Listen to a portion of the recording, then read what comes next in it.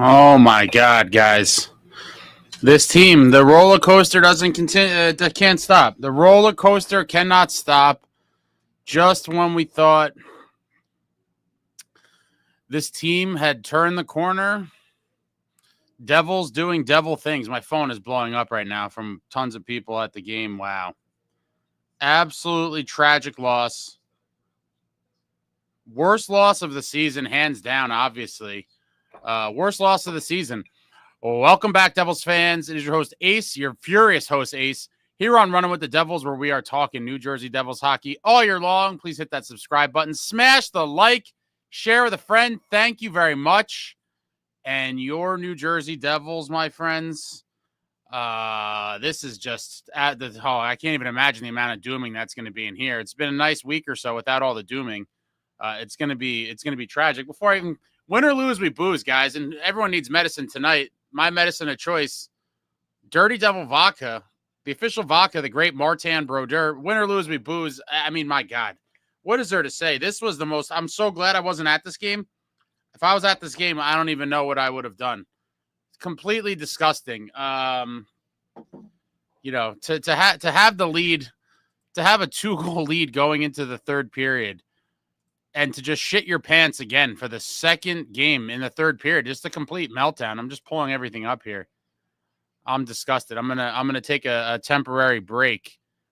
A temporary break for 2 seconds when Keefe talks. I hope he's furious, but I'm sure we're going to see very little. But yeah, it's pretty solid game, I thought, for the team through 2 periods. Wasn't the prettiest, but it was, a very tight playoff type game. They looked heavier, edgier, more violent. Timo was absolutely crushing guys. For anyone who questions Timomeier, please look no further than tonight. The guy was killing guys. He was everywhere. He played a big part on that Nico goal, even though it got changed to Nico after him. He was jamming Wolf in front of the net and, probably helped the puck, even if he didn't make contact with it, by jamming his pads, kind of forced a little movement there.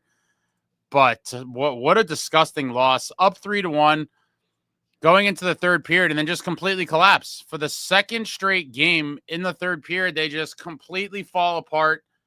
They make it 3-2. Cheers to you guys, man. Cheers to all you for coming out. I'm waiting a minute before I get into the dooming. We didn't even get the KurtismacDermid retribution on Lomberg. What a disaster. I was hoping we were going to get the next one in the third, and we were going to have a 4-1 lead, and then we were going to go headhunting. We just fell apart. Let me see, 6:50. Yeah, 2 goals exactly a minute apart. The game tying and the go-ahead goal exactly a minute apart. Unbelievable stuff. I just have so many thoughts racing through my head. I thought, another breakaway we can't convert on. Had Dawson Mercer, and again, I'm not trying to, shovel blame at people, but had we not been the worst team on breakaways in the history of the NHL, and Mercer put that home, this game's over. Mercer buries that. That's the bullet to the head. Good night. And we're looking for McDermott to kill people. Instead, he gets stoned, and it's just a huge momentum swing. What else am I thinking about here? I wrote a couple notes down. Oh, we must, I don't know if I can't look this up. I tried. There's got to be someone who has it, but we must lead the leagues. We must lead the league in the delay of game penalties. I mean, it's crazy. The Timo one was kind of bullshit. That was a fluke thing. It wasn't intentional. He wasn't trying to get himself out of hot water, complete garbage. I'm just so fed up. So fed up.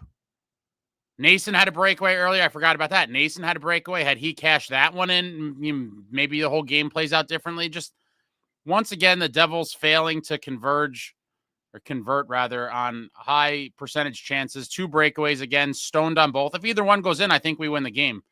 Haula gets a gift of a goal off former New Jersey Devil Kevin Ball. It's just one of those weird games, but man, those back-to-back delay of games were super bizarre. But I thought, Sprong looked very good. I thought he brought a lot of energy, and he was flying around all night. Mercer on that shift where he got stoned on the breakaway had a massive block, beautiful block. And then if he finished it off with the breakaway goal, would have been a beautiful shift. He couldn't finish. It's just so crazy. Why does this team have to toy with our emotions? It's just such a sea of emotions. Holy shit. I was feeling so good about the game. Heading into the third period. Can you guys hear me? I just started ranting. You guys could hear me, right? I don't see any potential issues on my end. Can you guys hear me? Just someone tell me in the chat. Wow. Wow. Thanks, Khalil. Yeah, Devils with the collapse of the season. I mean, holy shit.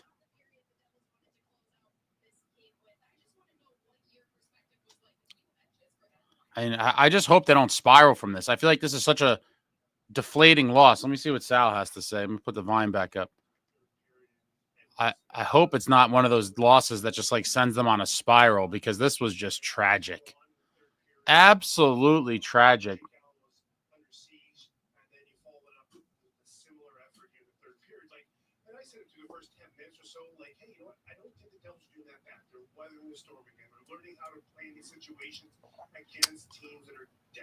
Yeah, again, Sal's talking about right now how the Flames are desperate, and I talked about this in the pregame show.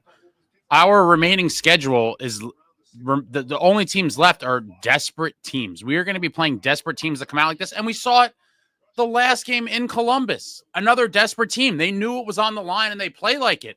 For whatever reason, the Devils get into this shell in the third period, and it's like, try to survive. Like that is not a tactic. Yeah, we had 4 shots in the third period to their 15. I mean, and Sal's talking about how they let Marky down. I mean, I'll get to that in a minute. A lot of people are completely blaming Markstrom. I refuse to do that. But like I said in the chat earlier, I said, Markstrom wasn't the only issue tonight, or the only problem tonight, but he also wasn't the solution. He looked very shaky. It looked like he was fighting it a lot to me. He did come up with, to his credit, he did come up with some big timely saves throughout the game, including in that third period, that last one, the last big save he made was when the game was tied right before they gave up. It was in between the goals. He came up with a big save, but in the end, the team fell apart. Not a great game for Markstrom. I thought he looked pretty shaky despite making some big saves. And I hate to say it, I think it's time to just really embrace Jake Allen for the moment. I mean, this was just that second goal that trickled through Markstrom, that one you can't let in. Just too many things that can't happen. You can't go 0 for 2 on breakaways. You can't let in that second goal. And then in the third period, you have to show up. You can't go into a complete shell and play survival. I mean, it is not an effective way to win hockey games in the NHL against teams that are playing for everything. Calgary's right outside the wild card. They're right outside that second spot, and they played like they were desperate. And you saw it. You saw desperation in their game in that third period, and the Devils just had no answer. I don't know why they've been sleeping in the third period. I don't know what the hell it is. And we've all talked about in the past when the Devils have been down in some third periods. On the flip side, it looks like they play way looser and just a crisper, or I don't know what you want to call it, but they've been more potent when they're trying to come from behind. But for whatever reason, when they have the lead, it's like third period lead, let's sit back and do nothing. Getting outshot, what did I say? It was 15-4? I mean, yeah, that's just grotesque. You can't get outshot 15-4 in a third period when you have a 2-goal lead. Like, completely pathetic. Flames, 28 shots on goal, Devils, 29. Faceoffs pretty close. Calgary, 48.1, Devils, 51.9. Flames go 1 for 5 on the power play. Ridiculous. They were just getting penalty. That boarding on timomeier, that was bullshit. Give me a break, dude. This is the NHL. This is hockey. He was so far from the boards, actually, I didn't even think he would hit the boards. If he was like another foot or two further closer to the middle of the ice and Timo flattened him, he wouldn't have hit the boards. He may have slid into them, but there wouldn't have been a boarding. I just thought that was bullshit. Flames 17 hits, Devils 20. Flames 14 block shots, Devils 22 block shots. Flames 12 giveaways, Devils 17 giveaways. Flames 4 takeaways, Devils 3 takeaways. But what a grotesque loss. Another sleepwalking third period where we just allow a team to steal 2 points from us. And it's sad. After they tied it, I was like, just get the 1 point at a minimum. But in the end, like, we were hoping for a big rebound game from Jacob Markstrom. I can't say that we got that here tonight. If anything, I think it just further cements the idea that, there's 12 games left, guys. Like, we might be in a situation where they go all in on Allen very soon. And I mean, listen, I love Marky, but you know, we're running out of time. Wow. I feel nauseated, honestly. I really feel sick. I'm trying to pull some other stuff here. What a gross game. What a gross game. Let's see the yeah, I mean, give it up for Daniel Sprong. In only 12 minutes, 22 seconds of action, he had 3 shots, a block, and 2 hits. I mean, come on. Nason had 2 blocks and 4 hits. Bastian had 2 shots, a block, and 3 assists. Timomeier, 4 shots, 2 blocks, and a hit. I don't know how he had to have more than a hit. I mean, who's counting these hits? Do they count the boarding as a hit? I mean, that's a hit. Cotter with 2 hits. I mean, wow. Nemitz, again, 931 tonight. I just don't understand. Why play the guy if you're going to shelter him so much? I'm just so disgusted, guys. I always love this team, but my God, talk about a game that really just puts a knife in your heart. All right, I'm going to start getting to the comments. The dooming is going to be out of control, I'm sure. Let's see where I'm going to start. Blackatron, Markstrom is a problem. He's not the same since the injury. I missed the bell cow goalie days. This timeshare shit is for the birds. I know. Listen, I've talked about it forever. You get a real starter, you ride him. I do think Marky was that guy. I talked about that incessantly earlier in the season. And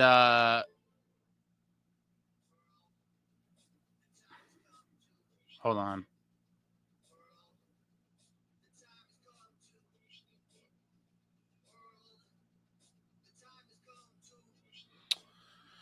But yeah, this is the tandem. We live in the sports analytics world. Cheers to all you guys for showing up. A lot of you are here to do them, and I'm not really in the mood for it. But the tandem goalie world, and yeah, I said after the last game I expected Markstrom to start tonight, but I'm ride the hot hand guy, and now Saturday night is a must start for Jake Allen, and he should have started tonight too. But it is what it is. I don't know that he would have gotten a win. I'd like to believe that if Allen was in there, we do win the game. But you never know. Nicole, what's going on? Yes, they were desperate, but we lost heart in the third, and that's what lost us this game. Yeah. Complete meltdown. Complete meltdown. Custo Hockey, both officials grew up in the Calgary Flames junior program. That's interesting. Michael Shane, I can't wait to hear Amanda Stein ask the tough questions in the presser, like if the players still believe in Mrs. Fields as a good luck charm. Oh, boy. Chico says Marky is to blame for goals 2 and 3 straight up. The 4th goal is 50% him and 50% Kova. Yeah, either way, it was just what a horrific third period. And it's like, what more? How is the message amongst the players and Sheldon Keefe, right? Going into that third period of the lead, how is it not like, you guys all remember the last third period? It cannot be anything like that. It cannot be anything like that. And I just don't understand how you get dominated in the third period again so badly. What stat is this? Flames, 2 minutes and 45 seconds of ozone possession time. The Devils had a minute something. They flashed the graphic so quick. RJ Connor, anyone blaming Marky is pure rage from the loss. Our D pair needs a shakeup and Luke needs a set of balls. I'm not blaming Marky by any stretch, but like I said, he wasn't the solution. And if I'm being honest about it, I do think there is a chance we could have won the game with Jake Allen and net. But the team in front of Marky did not play well at all. Dire Straits, Nemitz can't be, I just said this, can't be only playing 10 minutes a game. The defense is wearing down. Yeah, like why? I just don't understand. What is the, if you're going to play him 9 minutes, I mean, why not bring in a guy that you trust a little more? But it seems like with any of the young guys, they're going to do that. I don't know. It's just crazy. Dylan looks furious. Jason, Keefe is no good. Horrible pick for new coach. Just not what I wanted. I wanted a hardcore coach. I'm not blaming him either. I think some of his decisions are questionable. And again, I think he's all year. I'm listening to Dylan.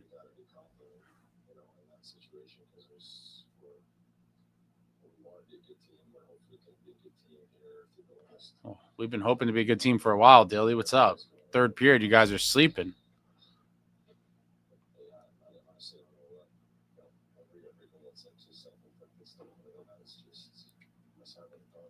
Dylan looks like someone just told him there's no Santa. Dylan takes it to heart. Love Brendan Dillon. What a goal by Paul Cotter tonight, too, by the way. It just randomly popped into my head. What a finish. Paul Cotter with the silkiest of mitts. cutting in from the wing and just finishing. Dylan looks like he's going to cry. Poor guy. Unbelievable. But I can't blame Keefe outside of my two biggest gripes with him is ride the hot goalie. So I would have liked to see Allen tonight. And why play Nemitz if you don't trust him? I mean, Woodson says Markstrom is cooked. He's old. What do you expect? Goalie these days are not Marty. I don't think he's cooked, but there's something going on after the injury and after he missed all that time. You know, whether that's he's still injured or you know, it's just rust. I don't have the answer, but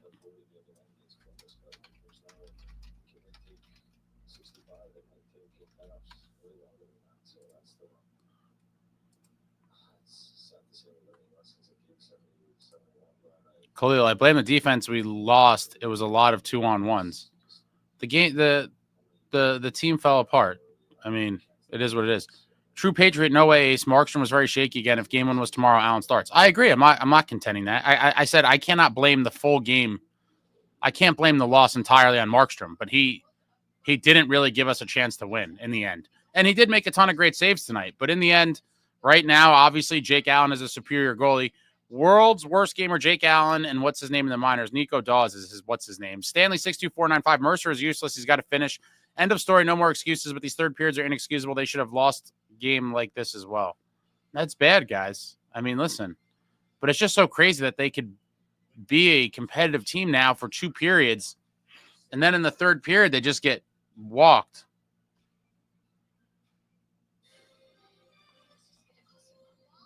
Brian J. Ace's team is pure trash and they're not capable of playing a complete game. I repeat, you cannot keep getting outplayed in the third period and expect to win. Yeah, of course, it's 2 games. It's not like this has been going on for 10 straight games, but it's very concerning and inexcusable to have a 2-goal lead on home ice and just completely fall apart. Custo Hockey, what do they do when Allen comes to NJ and asks for an extension of 5x7? Can't do it. And I started saying this about a couple weeks ago as well. It's probably, you know, man, you have a decision to make, and they might have to pay him. And they might have to give him 2 years. Jesse, the team played horrible in the third in front of Marky, and this was a chance for him to get his confidence back, and the team completely let him down. Maybe a rehab stint for Marky in the AHL. I can't see it. I don't even know if that's allowed, actually. With all these rules, I'm not up. You know, they change the rules all the time with all the shit with sending guys down. I don't think they would do it just out of a thing of, I think Markstrom would take it as an embarrassment at this juncture of his career, and I think most goalies would. And so I don't see that in the cards, and I don't even know with the rules if that's allowed, but I don't know that that's going to fix it either. Paul says, Markstrom is a prob cause he didn't match Wolf. That's why, my man, we paid a premium for him. Need everyone to step up. Vixley, Marky's injury really messed him. Well, whether the injury is itself or not playing for 5 weeks, but either way, he's not the guy that we're used to seeing in December and January. John Woodson says, Luke plays 27 minutes because we are owned by the Hughes Bros. What was his actual ice time? 22:58. A hair under 23 minutes. Hotter than fire. Markstrom is garbage. Should be Allen and Dawes for playoffs. I don't think Markstrom is garbage, but he didn't have a great game tonight, and he's struggling to re-find his footing after that injury. 5 weeks of not playing. And again, I hate to say this, I said this a week ago, you know, there is no guarantee that he does get back to that level. That's the thing that's really frightening, because it was such a great start to the season, or at least, you know, mid-season or whatever you want to call it, that Christmas break, we were flying high. We were all feeling good. Keefe is coming to the podium, and then he gets that bad injury. He misses 5 weeks. He doesn't look like the same guy, and thank God we have Jake Allen now. They sit back and play zero offense. That's true.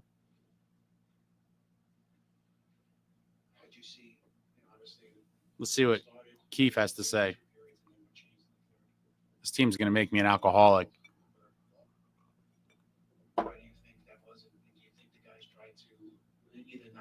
Let's see. Keefe is.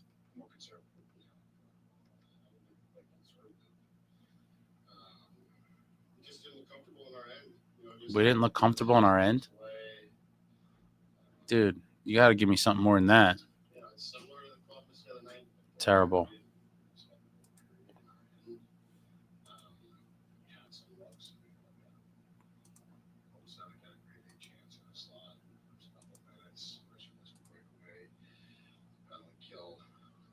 some good forechecks when we got off the ice. But we certainly didn't look comfortable. Comfortable. That's unfortunate. What does it take then for your team to be comfortable in those moments? It's really hard to say. It's caught me off guard, quite honestly. It caught you off guard, he said. Bro, it happened the last game. We were all in the chat being like, please don't melt down again. I mean, it's just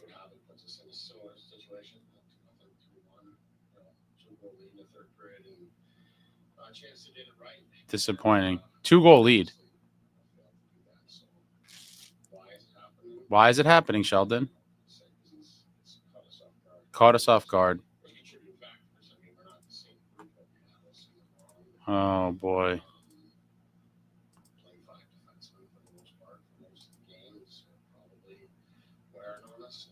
And he's talking about playing with 5 defensemen. Like, you put Nemitz in. You put Nemitz in, my guy. If you trust Cholowski more, put him back in. I mean, how many minutes did he play, actually? Now I want to see. How many minutes did Cholowski play? The last game he played.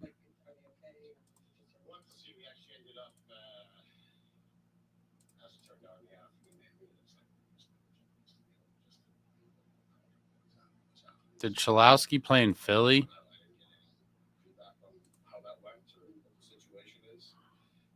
Cholowski played 13:27 in Philly.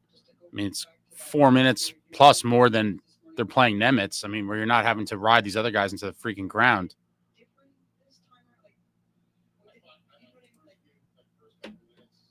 Man.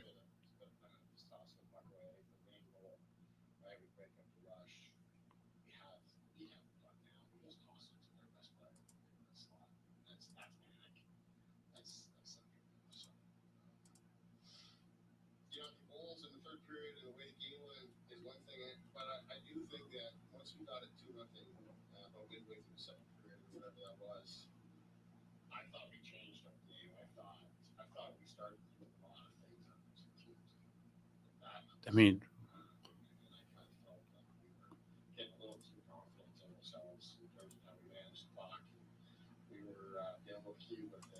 guys, for all you old timers, how nice were the days when we had a 2-0 lead mid-second period? You're like, the game's over. Like, the freaking game is over. The defense is going to clamp down. The forwards aren't going to do anything crazy.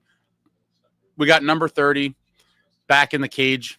And 2-0 in the mid-second period. Night. Turn the lights off. This thing's done. Now it's like no lead is safe with this team. Keefe is still going on. Let's see.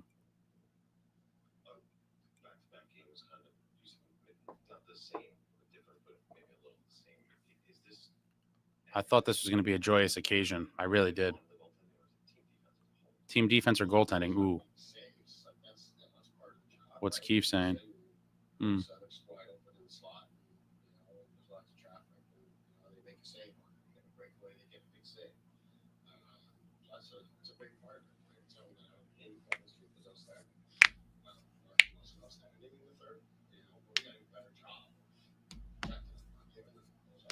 Said Marky wasn't outstanding in the third, but we got to do a better job.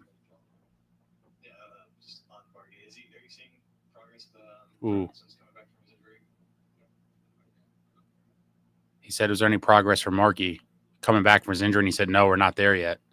So, I mean, he's aware, right? And it's like, you decided to put him in there tonight. Where, like I've said for the past couple days, we're running out of road. There's 11 games left, and now it's seeming like after tonight, I did say this was a big game for Marky. There's a lot of kind of future stuff riding on this. I don't know how many more starts he's going to get before a hopeful playoff appearance. Wooden says, Luke about to get $10 million for 8 years. I don't think that much, but Cram 1R, I don't blame Marky as much for that one. Devils can't get outshot 15-4 in the third. It's insane. It is, but if he came up with one of the saves, I mean, we go to overtime and we get a point. But yeah, it was just a horrible game. Val says the Devils are hopeless for the next decade. I don't agree with that, Val. I think that's a little doomerific. Vixlia, Markstrom was to blame for goals 2 and 3. He could have saved them, but he didn't. The second one was terrible. For it to go through you. BC says, instead of sending Casey or Mercer away, get the hell rid of Mercer. I think, man, I don't know. Eliash Engel, win or lose, we booze. Cheers to that.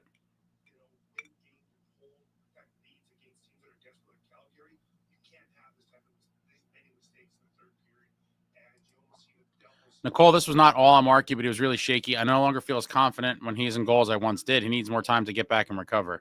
That ship's close to sailing, Nicole. We need points now. We don't have that many games left.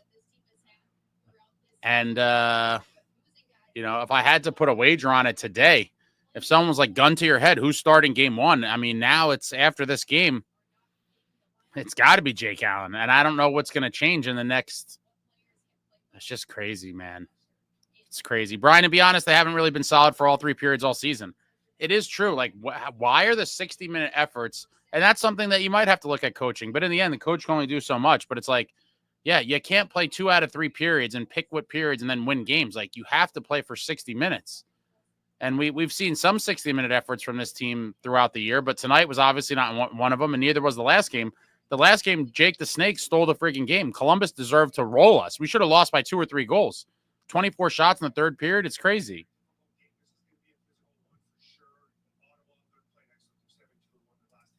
Vic just came to say, sup, Ace. Pathetic loss. Believe it or not, I envisioned Calgary tying it in the third. I was right. We stopped playing after 3-1. Smash the like. Yeah, thanks, guys. Hit the thumbs up. But what a terrible game.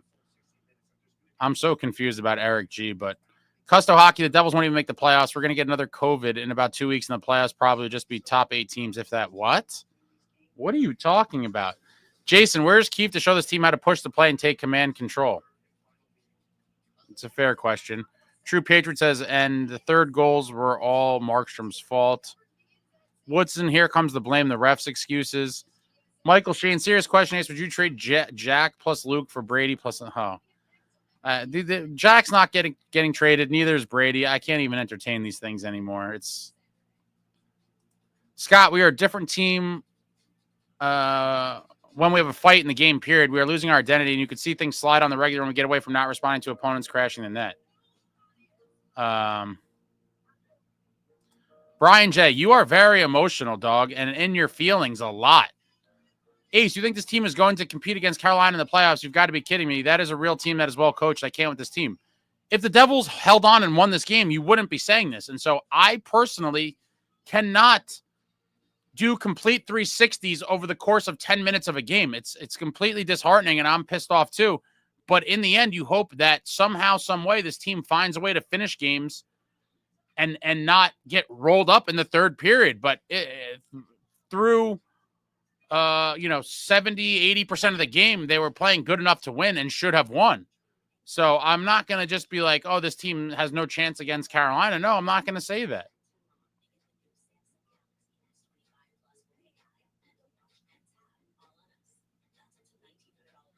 Mortensen says, Canes fan here. I look forward to these post-game podcasts. Okay. Suka, Bratt's tripping penalty was BS. Timo got high stick with 1 minute left, but prevent offense in the third. Yeah, they missed the high stick on Timo. It is what it is. Like, I'm not going to blame the refs. Like, we gave this game away. But, stuff like that is frustrating. Zach, our third period strategy the last 2 games has been awful. Even if we're leading, we need to be hungrier than the other team in the last 20 minutes. Yeah, continue to just put your foot on their neck. We don't.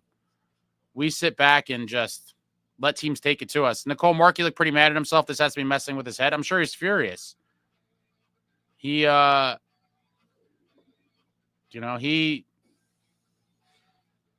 so close to a win. What was it, like 10 minutes away? And then they just completely collapsed. Melissa said, Dano even said it's your goal. He needs to be your best player down the stretch, and that's not happening. No, it definitely didn't happen today. World's worst gamer. Markstrom was under 900 save percentage since after the first game he came back from injury. Yeah. He's not the same guy, clearly. Wasted youth caper. Marky still struggling. Jake the Snake would have won that game. Definitely start Jake on Saturday. I do think Jake would have won the game tonight, and I hate to be that guy because it's like, but I do think he would have won, and he definitely needs to be in the net Saturday. Chico, I'm disgusted. I don't even know if I've ever been this angry after a loss. This team can't put a 60 minute effort together to save their lives, and Marky clearly is not 100%. Agreed. I think Marky, wow. Wild. RJ, only hope I have for the Devils in the playoffs is the fact we always play 500. Brian, I'm sad that Marky looks like a shell of himself and our D left him out to dry. Why aren't we the desperate team? Explain, Ace. I can't tell you, my man. For whatever reason, we don't have the killer instinct to close out games. Yeah, like when you're up 3-1, instead of sitting back, like go out there and try to get a fourth one and really end it. Like that's the stage of the game you're at. In the third period, up 2 goals, you get 4-1. It's a wrap. Yeah, they're going to come in little waves, but in the end, they're defeated and it's over. 3 goals in the third period, the game is over. I'm sure the stats are overwhelmingly a team with a 3-goal lead in the third period. 1 out of 500 teams might come back from that. The game is over. It's terrible. Hitting the like. Thanks, Cape Dweller. Wow. All right, let me get I fell behind again because I was ranting. Dire Straits, call up Hataka, however the hell you say it. I expected to see him a long time ago, and the fact that we had all these injuries and Fitz went out and got Dumoulin and Chalowski, and we still and still playing Nemitz 9 minutes. Like, yeah, like the D is getting overworked. Like, if you don't trust a guy to play 13, 14 minutes, then on defense, then put a guy in there who you will trust. Nemitz playing 9 minutes. Like, what the hell?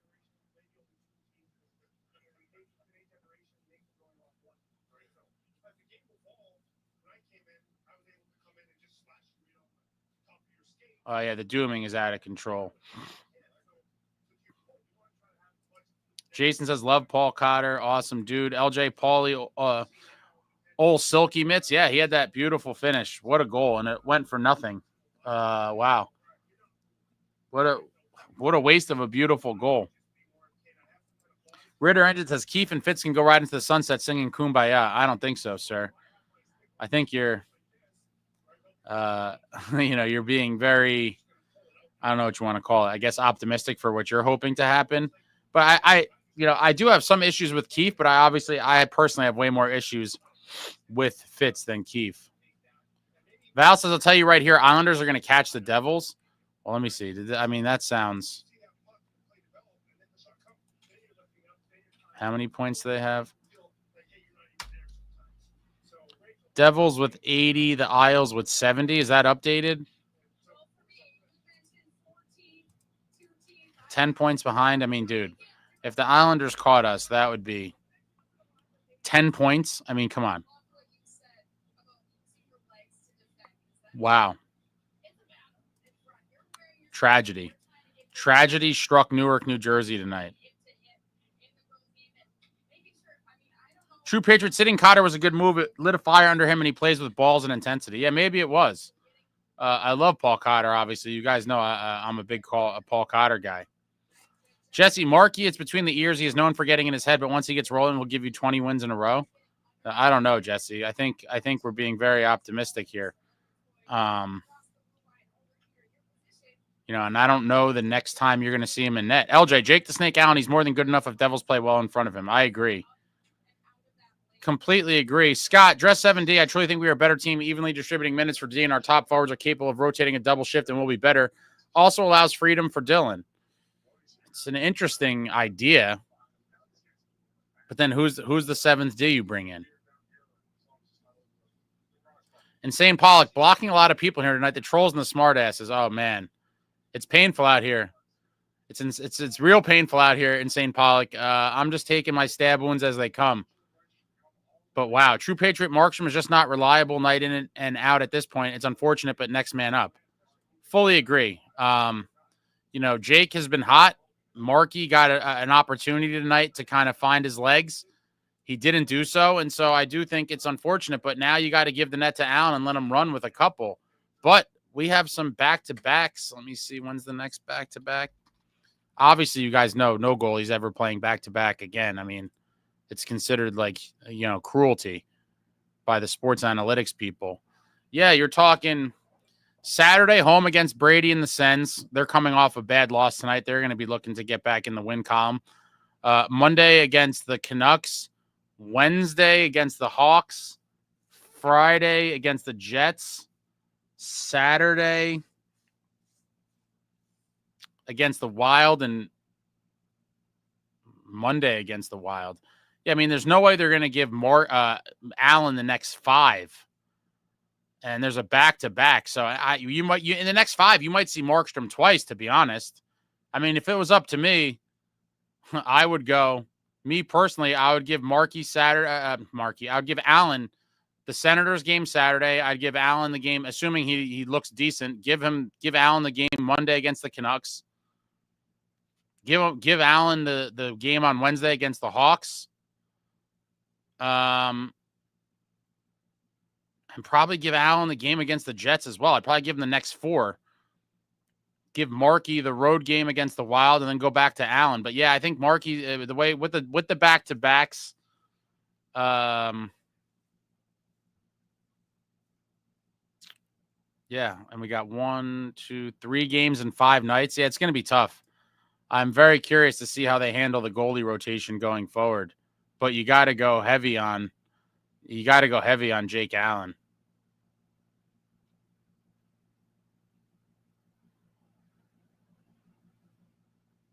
Val says the most important date this season for the Devils is April 13th when they play the Isles. It'd be crazy if the Islanders even got remotely close to us before then. But, I mean, yeah, it is, 3 weeks away? Jay Snow, Wolf makes big saves in the third. Marky lefts up soft goals. Val as predicting the Devils' demise to the Islanders. Hotter than fire. Whose gloves are in the plastic box behind you? Those would belong to the same man whose helmet is in that plastic box. And that is number 4, the captain, Scott Stevens. One of my all-time favorites. Zach, I'm a law student and a Devils fan. I might as well have a membership card to AA. I think that's going to be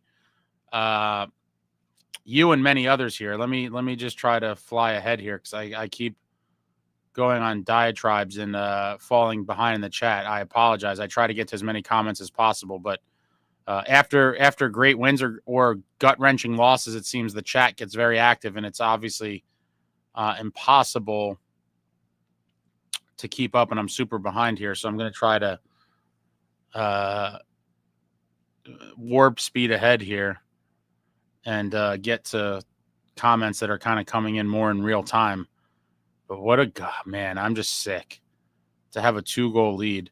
Justin Ace, older hockey was more physical and psychological, and skill was used to complete the connection. Personally, I'm afraid of high-priced talent. Hughes Kovalchuk. Kovalchuk was a beast, Justin. The Covey era was phenomenal.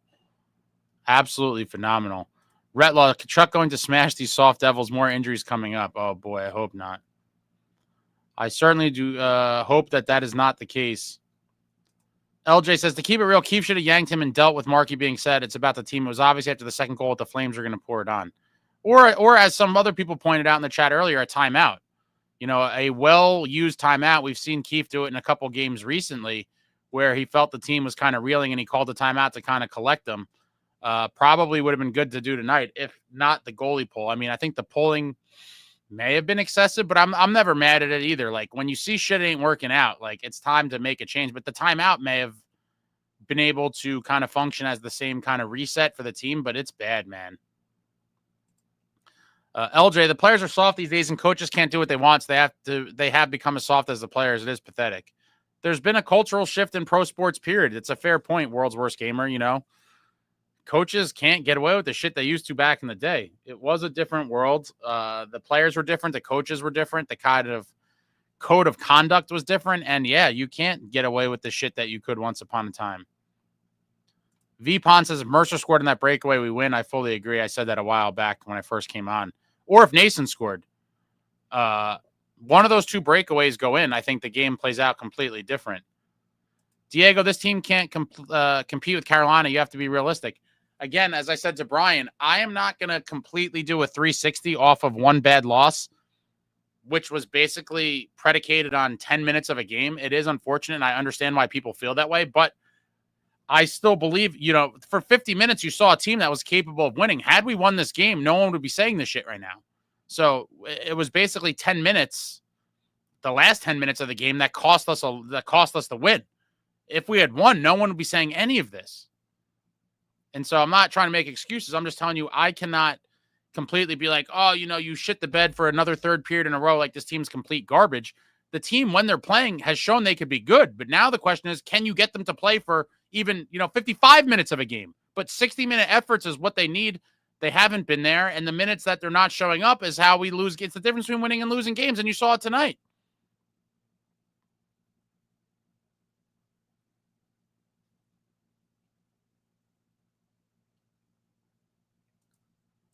World's worst gamer. Oh, thanks for the super. No message, but thank you very much for the super.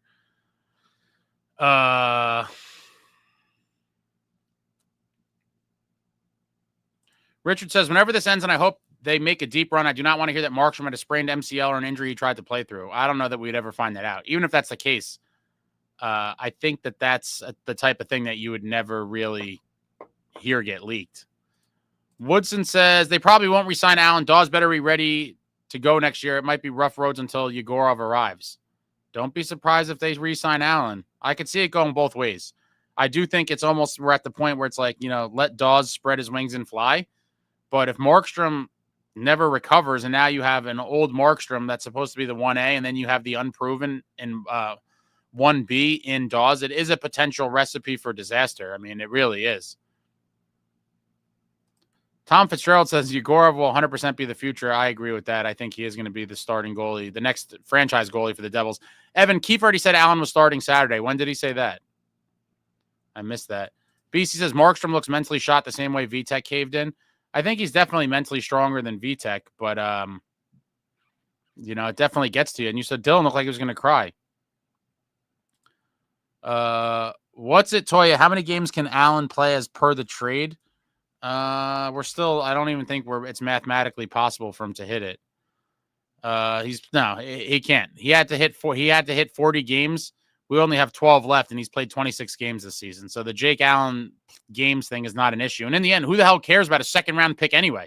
We're talking about trying to make the playoffs here. We're going to be like, we got to be careful with Allen starts because we might have to give up a second-rounder. We gave up a second-rounder to get Dumoulin. Turco, my man Brian, what's going on? 3-1 and we lose. It's bullshit. Yeah, terrible. 2-goal lead in the third. Blowing a 2-goal lead in the third on home ice is inexcusable, and especially since it was against the Flames. I mean, a team that, I keep forgetting the fact that we didn't get payback on Lomberg. My God, what another kind of kick in the nuts on top of the loss is because I do believe if we got that 3-goal lead in the third, that MacDermid was coming out to break Lomberg's face, but they made it 3-2, then they tied it. And, even after it was 3-2, it's like, okay, well, that probably is going out the window. And yeah. Valles trade Markstrom to a contender and sign Allen this summer. I can't see that happening, but who the hell knows?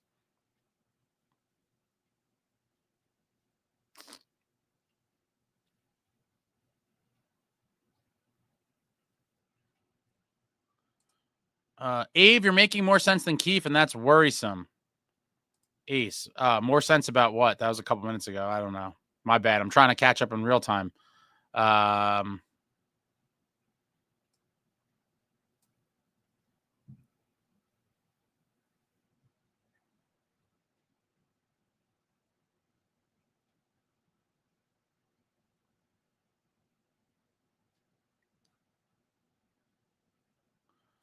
Brian says, I didn't lose money. I'm losing my mind watching this team. I feel you, man. I feel you. Tom Fitz says Nemitz belongs nowhere near an NHL lineup. I mean, I don't know. It's just like, if you're not going to let him play regular minutes, then can we just get someone who is so we don't have to ride the other guys into the ground? Woodson says Fitz had to sign Kova because the rest of the defense has no size outside Dylan. I have no issue with, I'm a Kovacevic guy. I am a Kovacevic guy. I do like the extension.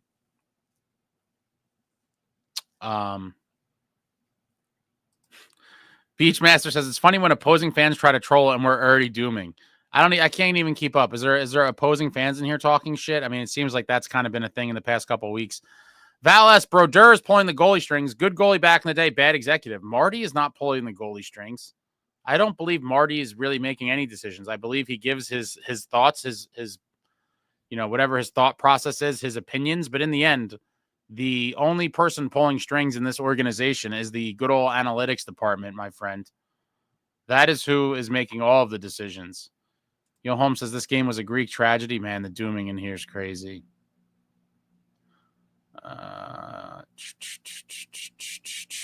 Dire Straits says, I think 90 points gets them in. Will they win 5 more games? They'll definitely win 5 more games.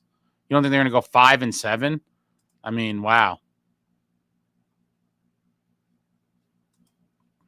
I don't know if 90 points will do it, though.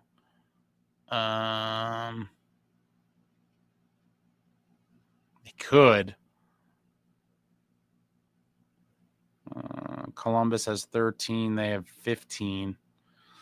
Yeah, the Islanders, I mean, have 15 games. What's that? 15 games is 30 possible points. I mean, the Islanders could win 2 out of 3. Got 10 games. And yeah, 90 points could be the mark, which is pretty sad.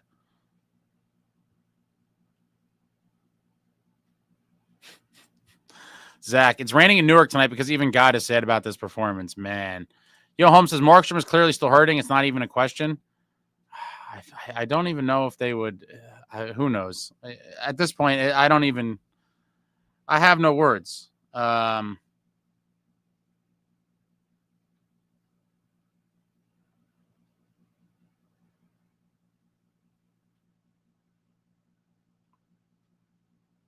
of texts. Tons of texts about the meltdown. I hope he's not still hurt. And if he is, I mean, he should be, you know, the adult. And he's such a competitor, so it's tough. But it's like, if you're not at 100%, you got to just tell them, like, I'm hurt.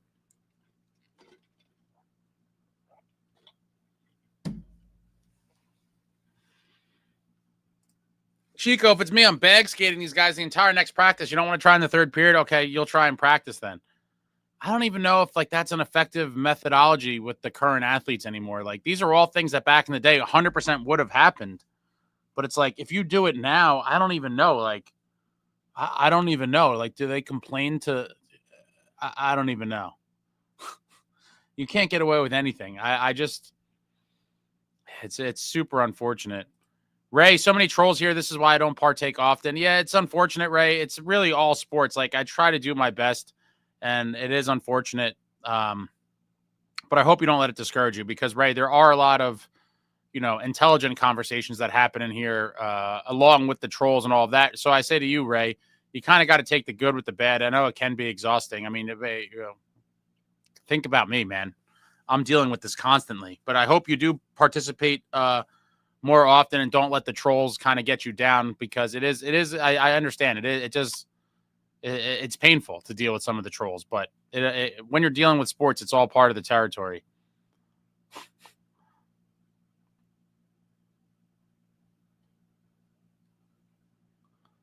Mark, on paper, that looks like we can win most of those, but that's a rough stretch, no doubt. I mean, all these teams are playing coming up are going to be desperate. They're all trying to stay in the you know, the thick of the wild card race. Some teams looking to hold on to the division.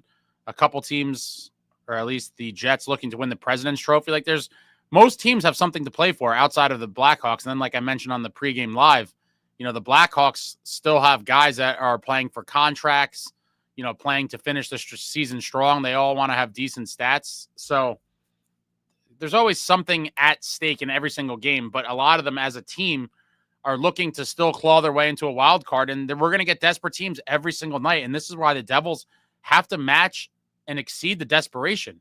The Blue Jackets just wiped the floor with us in the third period, and the Flames did again tonight.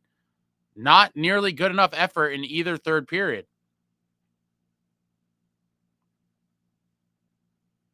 Cape Dweller says Marky will get Hawks and 1 Minnesota. I could see that. I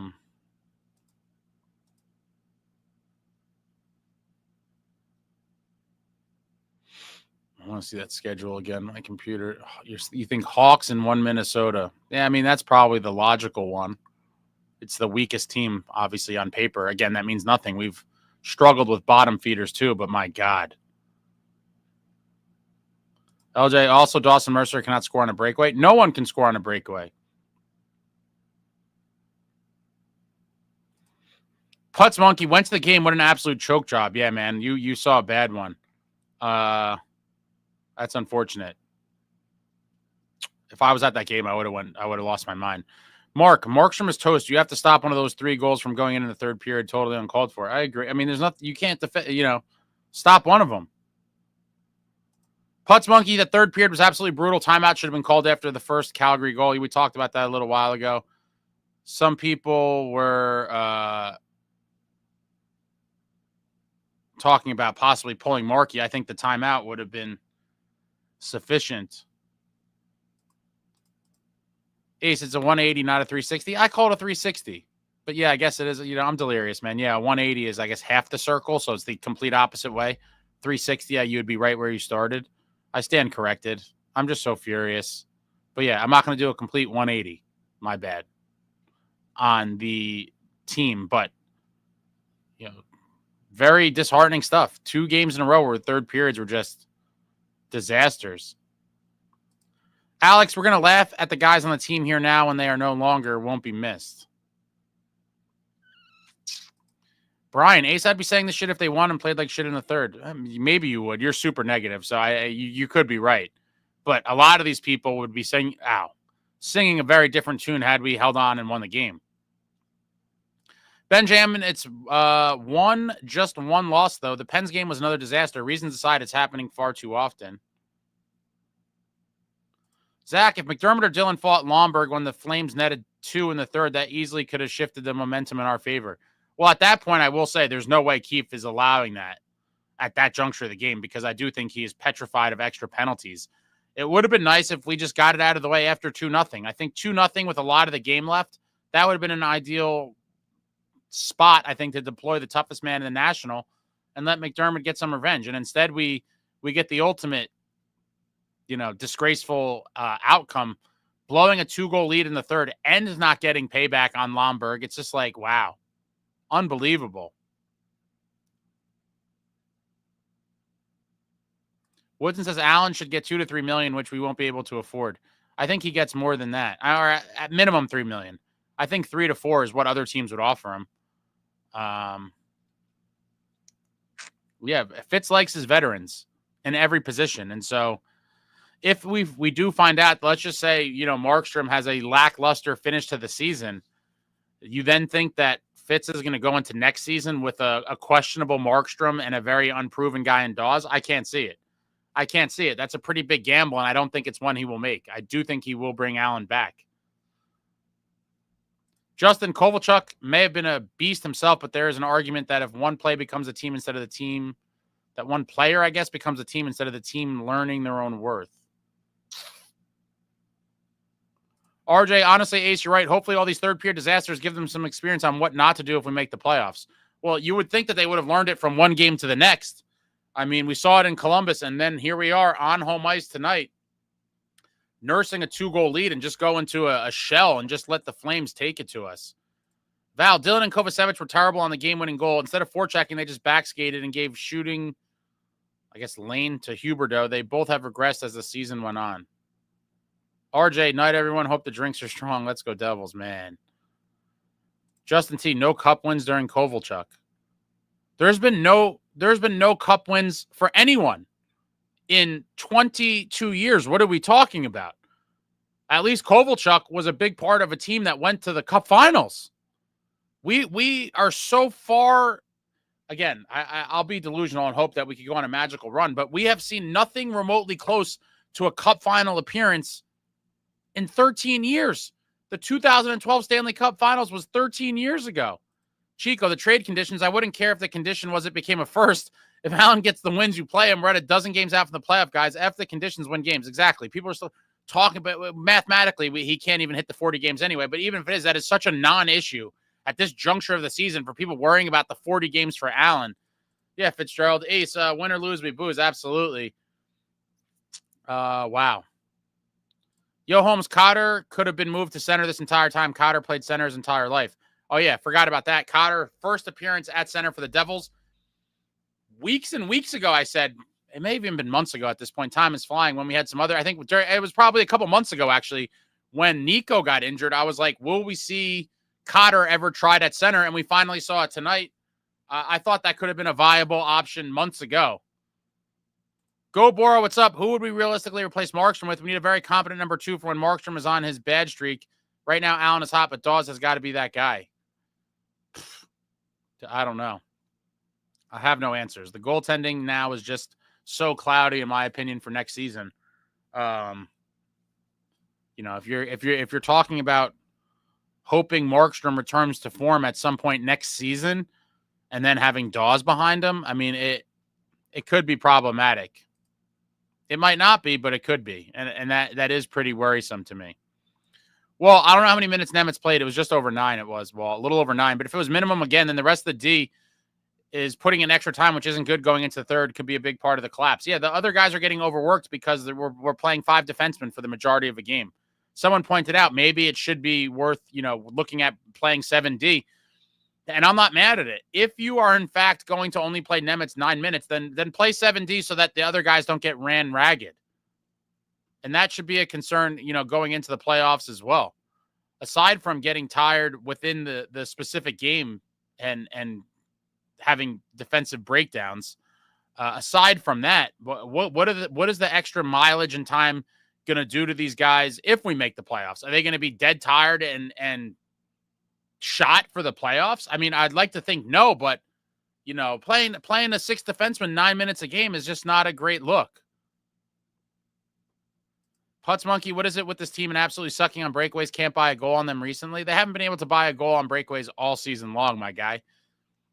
For whatever reason, we've just been getting stoned on breakaways all season long. Yo, Holmes, Dawes has a one-way contract next season. Dawes is on the roster next season no matter what.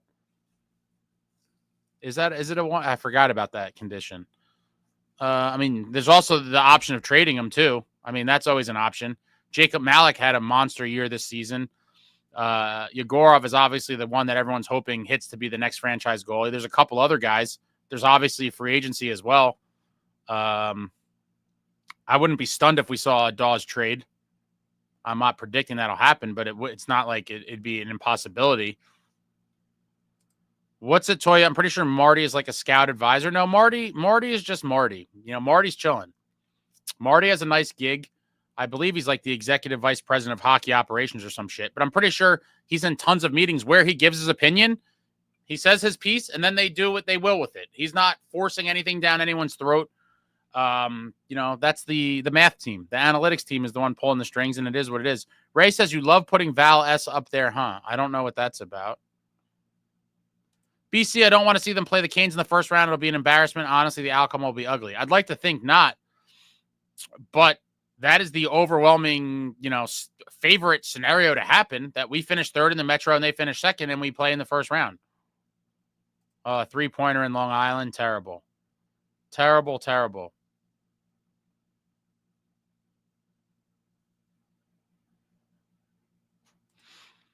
Richard, it's over and we can bitch all we want, which is human nature. We will all be happy on Saturday when we play a gem against Ottawa and win 4-2. I would love to see it. Would love to see it. Benjamin, why are we dressing a defenseman that plays less than 10 minutes? Benjamin, we've been talking about it for a while. It is unfortunate that that this is the situation we're in right now. And maybe Keefe still feels like, given everything else, playing him under 10 minutes a game and riding the other guys for big minutes is the best path to success. Kind of wild, but here we are. It is frustrating. Another season, not to make excuses, but another season decimated by injuries. Jack gone for the year. Nico missed a bunch of time. Marky missed 5 weeks. 2 of our veteran D-men gone for the season, even into the playoffs, and Siegenthaler and Hamilton. And we've tried to make patchwork of it, bringing in Dumoulin, Chalowski. Like, they let Chalowski play 13 minutes, and I just looked it up before. He played 13 minutes in Philly. You know, I understand the whole thing with Nemitz, and I think a lot of it probably has to do with trying to pacify him because he went to the media and cried.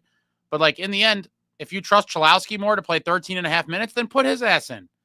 Running the other guys into the fucking ground because you only want to play Nemitz 9 minutes is not the answer.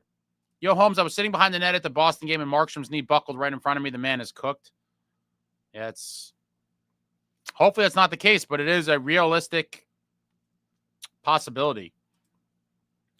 Putz Monkey 182, this bottom 6 needs to be absolutely gutted this offseason, minus Cotter and maybe Glass. Glass will definitely be brought back, for sure. Zach, Keefe needs to run that miracle practice where the arena staff turns the lights off and Keefe tells them to keep going. I don't think you could do that in today's league, or at least most of the coaches wouldn't, which is a shame. I do think some coaches would, but I don't think Keefe is one of them. Luke, Markstrom has turned into Vanacek. Come on, it's not that bad. I respect Keefe playing him versus old team. With that said, no more of this shit. It's Allen until he's tired, hurt, or he loses it. I don't think it's, Vanacek, I think, is a whole different realm of situation. But Mike, why blaming Markstrom? I didn't think the goals were that soft and we let them back in the game. A lot of people are blaming Markstrom. I'm not. I'm just saying he wasn't the solution, right? The team fell apart. Now, again, I hate to say this stuff, but it's just my real, true thoughts. I do think we would have won the game with Allen and net tonight. With that being said, I'm still not going to blame Markstrom because the team played like shit. Getting dominated 15-4 shots in the third period, coming off of that horrific third period against the Jackets, you just can't have back-to-back third periods like that, and it's inexcusable. Yo, Holmes says goals were super soft, defense was super soft. Benjamin, Marky right now is not good enough. You heard Keefe say it. Yeah, I think it's a fair way to say it. John Rogers, what a doomer. 3-9 over the next 12. See you next year. That's crazy. BC, why do fans get pissed at other fans who vent after an embarrassing loss? Just let people say their piece. No one needs a bunch of school marms criticizing people for venting. There's a difference between, though, venting and dooming. I've talked about this topic a lot. I don't want to get off on a crazy tangent about it. But just like saying, like, F this guy, trade everybody, this team sucks, they're going 2-10, like, that's dooming. If you want to somewhat, I'm not even saying it has to be like high-level constructive criticism, but something, more than just talking smack, then fine. But when it's, just complete bitching and crying and just saying ridiculous stuff, then you're in the dooming category, and that's where you lose people, and then people react and kind of go back at them. Gotta love sports, guys. Sports gets the emotions running high, tempers hot, and people going at each other's throats on a YouTube channel chat room. What a society we live in. Go Boro, I think the next 5 will get Vancouver and 1 Wild. So you think we go 2-3 in the next 5? Chico, Mercer's breakaway. The Devils are like third last in breakaway goals. Jack missed a much worse breakaway like a game before he got hurt. Jack's been getting stoned on breakaways all year. But somehow he's out there in the top 3 for a shootout. You figure it out. Robert, me thinks that game wins the season award thus far for being tough to take. 2 games in a row where the other guys handed it to the Devils in the third period. Yeah, this one sting. I'm trying to think. I mean, I hate going down the path of negativity. I'm like, which loss sucked more, this one or Dallas? It's pretty close. It's pretty close for me between this one and the Dallas game.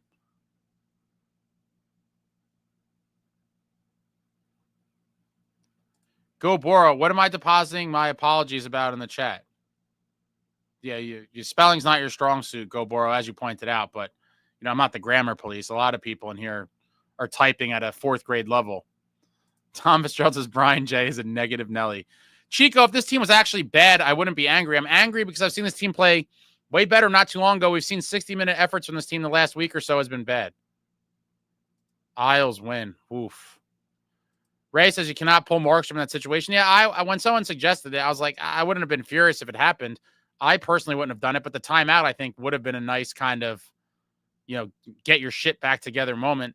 BC says, Stanley, missing the playoffs would alter that first, but it would also be a much-needed reality check to this group and organization, could help more in the long term. Mark, I wouldn't let Marky near the net until the Blackhawk game, and depending how Jake Allen does, that might be the only game Markstrom plays. Yeah, I agree. Ride the hot hand. We need to get to the playoffs at all costs. Alex, let's party over a 3-game win streak. Sad to be a Devils fan. Woodson, $14 million to sign Luke and 4 bottom 6 guys. Ace, do the math. We won't have a couple extra million to work with. $14 million to sign Luke. If Luke signs for 7, that gives you 1.75. Say Allen took 2 and Luke was 7. That's 9. That gives you $5 million for 4 bottom 6 guys, and I think Glass will be one of them, and Glass is going to be like a $2.5 million-ish kind of guy. Yeah, the money's tight. I mean, I do think you have to try to figure out if there's a possible escape hatch on the Palat and or Dougie contracts. That's kind of what it seems like. That accounted for the increase, Woodson?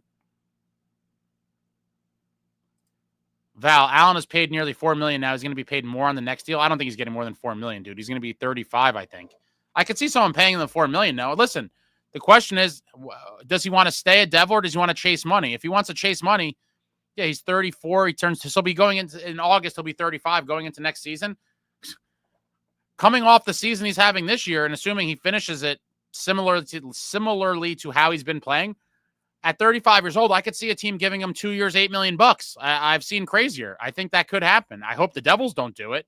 I would gamble and pray that Dawes pans out, but that is a very risky gamble. Devil Dog Kovalchuk got within 60 minutes of a Game 7 in the finals. Man, Covey. What an era. What an era. Tom Fitzgerald, these fans are incredible. Have the respect to spell the names correctly. Oh, you're reaching, dude. Some of these names are crazy. I can't blame them. Listen, I'm like a spelling kind of stickler, but some of these names are crazy. I'll let that slide versus, fifth grade vocabulary words that are being spelled wrong. I have a bigger problem with that than some of these names. Mark, Kovalchuk almost carried that 10-11 team to a playoff spot. Need I remind you, he had Nick Palmieri as his line mate. Alex, Covey was here 3 years and went to Game 6 of the finals.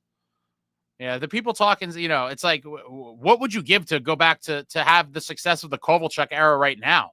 It's just crazy. Dire Straits, his fans hoping to miss the playoffs. Unbelievable. Richard, some of these guys are logging serious minutes. Luke Pesci, do you think maybe they're gassed at crunch time? Spell them more minutes. Yeah, we've all been talking about this intermittently for this whole live.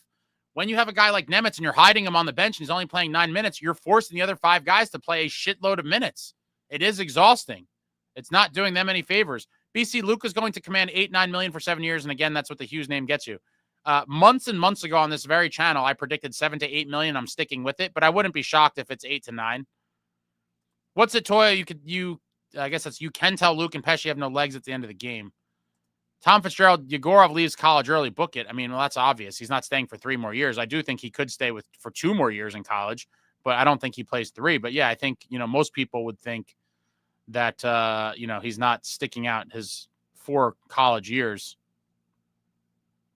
Stanley, that was a really bad loss, like really bad. 5 minutes into the third, you could sense what was coming. Like Ace said, you have to hope they don't spiral now. Yeah. So, you often see times like this, a loss like this will just send a team into a free fall.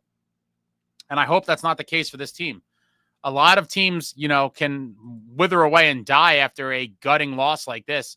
I hope that's not the case for this team and they just get back up off the ground, wipe the blood off their mouth, and get ready for what's going to be another very intense one Saturday night when Brady Tkachuk and the Sens come to town.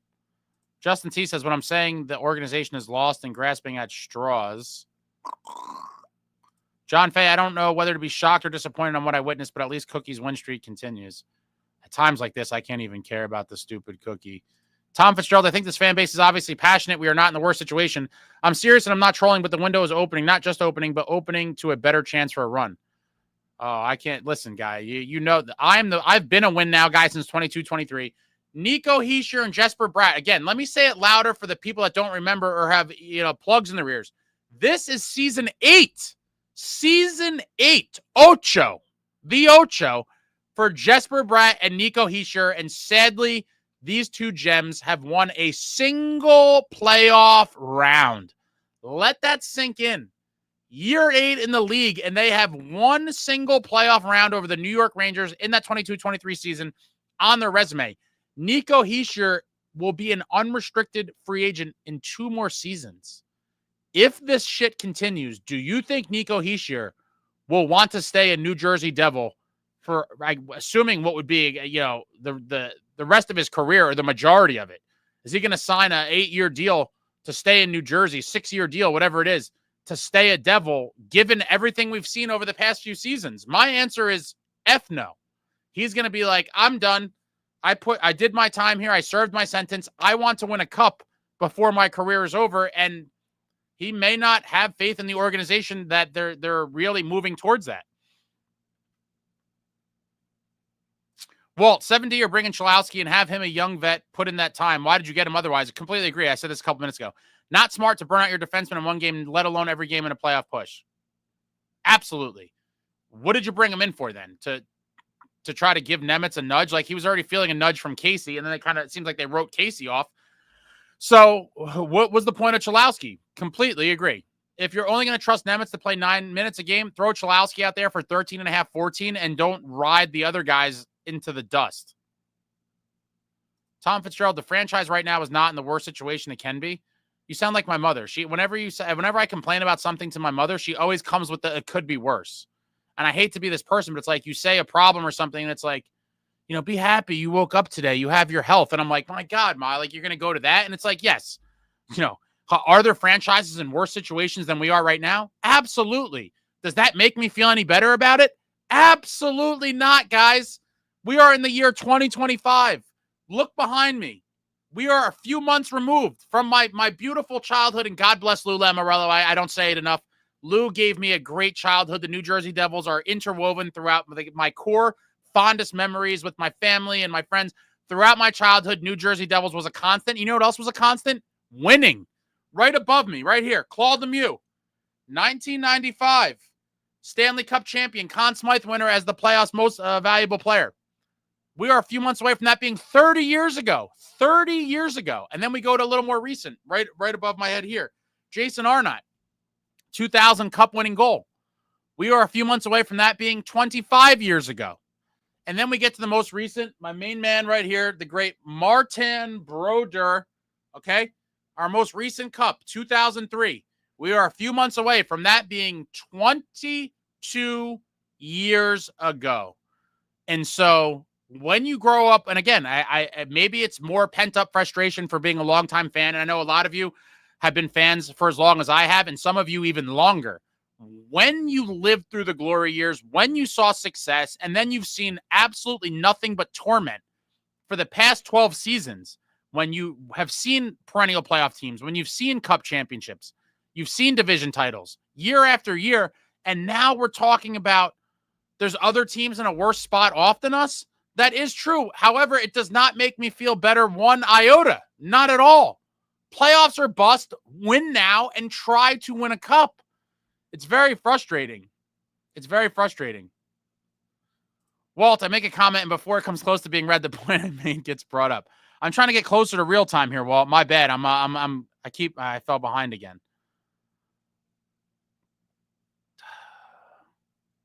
Brian J., what a bizarre world we're living in. You're all begging for Jake Allen. Marky is our best goalie, period. Do you really believe Marky's the better goalie right now, Brian? I believed before he got injured that Marky was the best goalie. But given the evidence we've seen of the past few weeks, if you think Marky's better as of today, you're nuts. Let Marky play and work his way back. Oh, buddy. We got 12 games left, my guy. Are you trying to blow a playoff spot? I certainly am not. Ray says, vent with common sense and move on. Sean, thought we dominated until the third. If Allen was in, we win.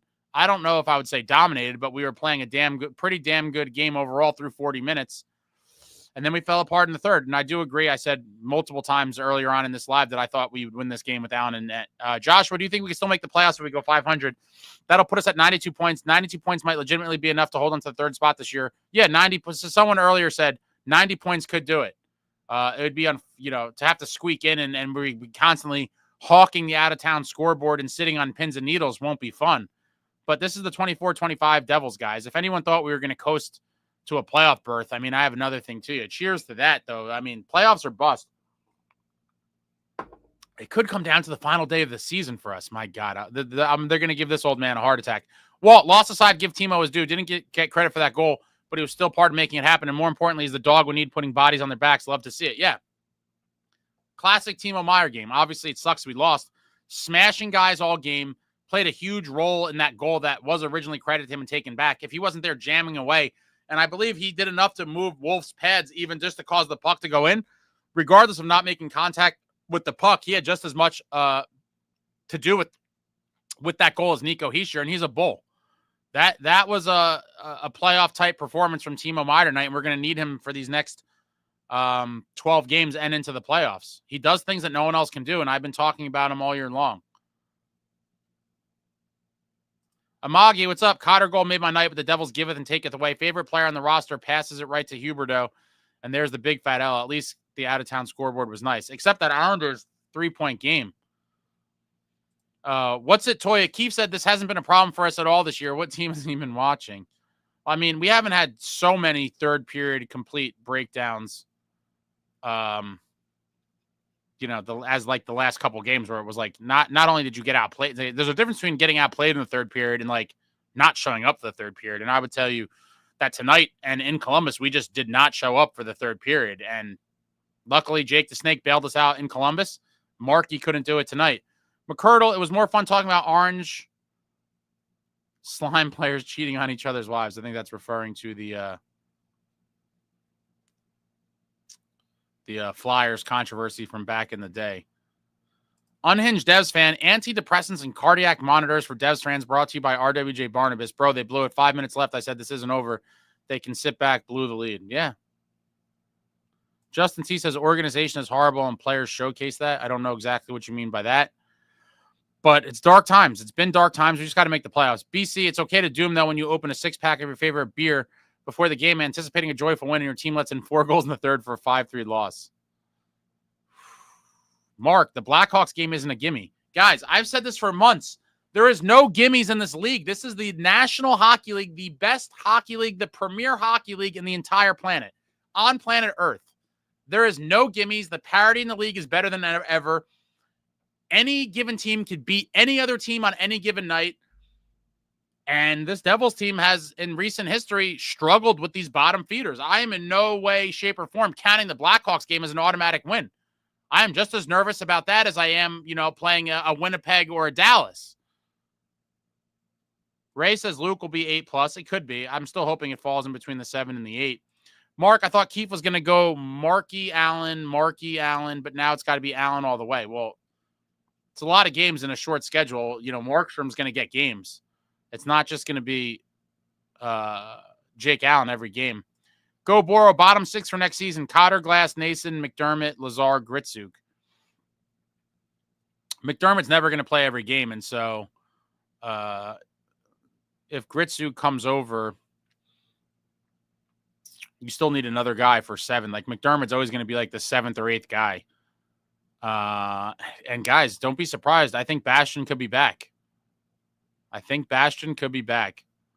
Mark says if Luke wants 8, then he could walk. I could see them paying it. BC, Luke is going to demand $8 to $9 million. He'll get it because he's Jack's brother. Certainly not because he's played up to that sort of contract. I've talked about this for a long time as well. With the cap going up and all these contracts getting out of control, teams often sign these deals like one Luke will probably sign where the team is probably overpaying in years 1 or 2 of the contract, but getting a quote-unquote bargain for the duration of the contract because of what the salaries are going to continue to escalate to down the line. Some of these contracts are going to be crazy, and you're talking about if Luke signs an 8-year deal, even in 4 or 5 years from now, guys, are going to be signing routinely. You're going to see $13 and $15 million deals getting handed out like they're candy. Cape Dweller, the grammar police to serve and protect.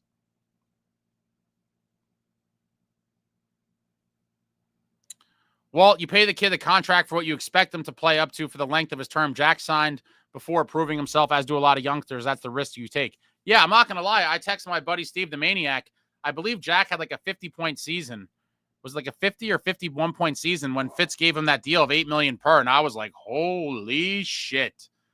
I was like, Fitz is really, he had 56 points maybe. I was like, Fitz really believes in this kid because this is a gamble. I was like, yeah, it's either going to age terribly, or if he pans out to be the guy we're all hoping he's going to be, it's going to be an incredible deal. And, injuries aside, Jack is a super team-friendly contract now, looking at what he really could be worth. Cash, don't forget, win or lose, we booze. Never forget. Are you coming Saturday? Hope to see you there. I might. I don't know. Maybe, maybe not. It's always going to be a game-time decision. See how I'm feeling. Richard, I've never seen anyone better on the shootout than Kovalchuk. His percentage of scoring one-on-one was insane. He could finish. He could run guys over. Just an absolute bull. Love me some Kovalchuk, regardless of, how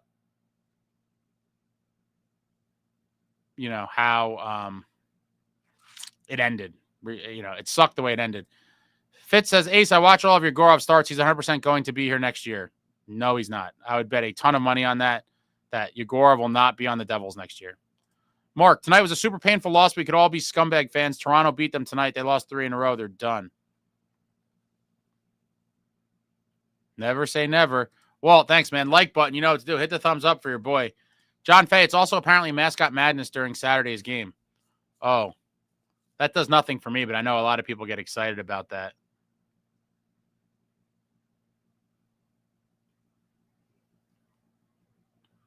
Faye says Brad and Nico deserve a lot better than this. Yeah, again, Nico could leave. BC says Nico would walk, and I wouldn't blame him. As of right now, I believe he's going to leave. I mean, why would you stay here? Dimitri, Ace, after watching a few minutes in the third, it was indeed evident. Yes, Markstrom could have made a few big saves, but he had little to no help. Delay of game penalties were brutal. Let's see Casey. I like Casey, but I think we're in the crunch time now. I think you might see Casey next year at some point. I can't see it this year. Khalil, if Hischier doesn't re-sign a contract, that's the day I'll, I guess, quit hockey. I seriously think Yegorov is the backup next year to Markstrom and Nico resigns. There's zero chance of Yegorov coming here next year. Zero chance. Devil Dog with that stupid cookie nonsense to bed already. It served its purpose. That story died tonight in the third along with our lead. I think I'll agree to that.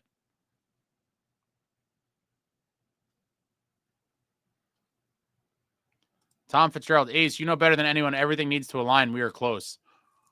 Some days it depends the way the wind blows. Some days I feel like we're close, and some days I feel like we're so far away. But I don't think they are. But you got to get those character, leader, depth pieces, or impact pieces, locker room pieces.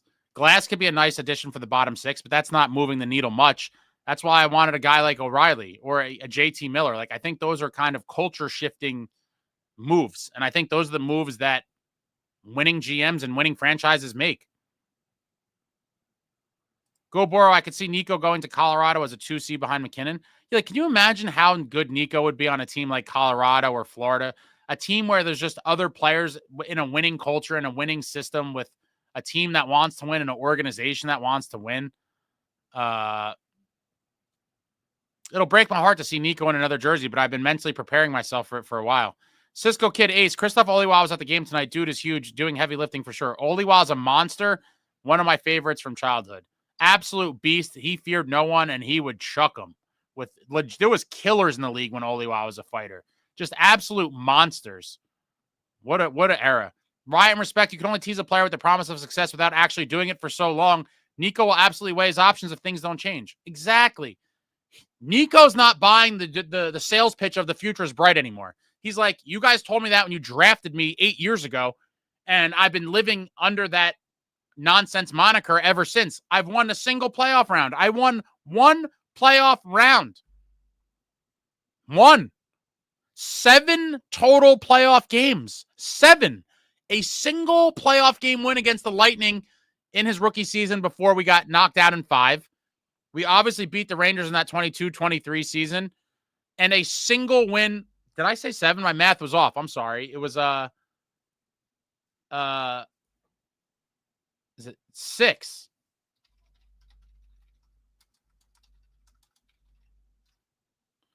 Yeah, 6 playoff games won. That's even sadder than the 1 playoff round. It really is. Yeah. 1 against the Lightning, his rookie season. Then we beat the Rangers for 4 games. That's 5. And we beat the Canes 1 game in the second round. They've won 6 playoff games, guys, in 8 years. 6 playoff games in one round.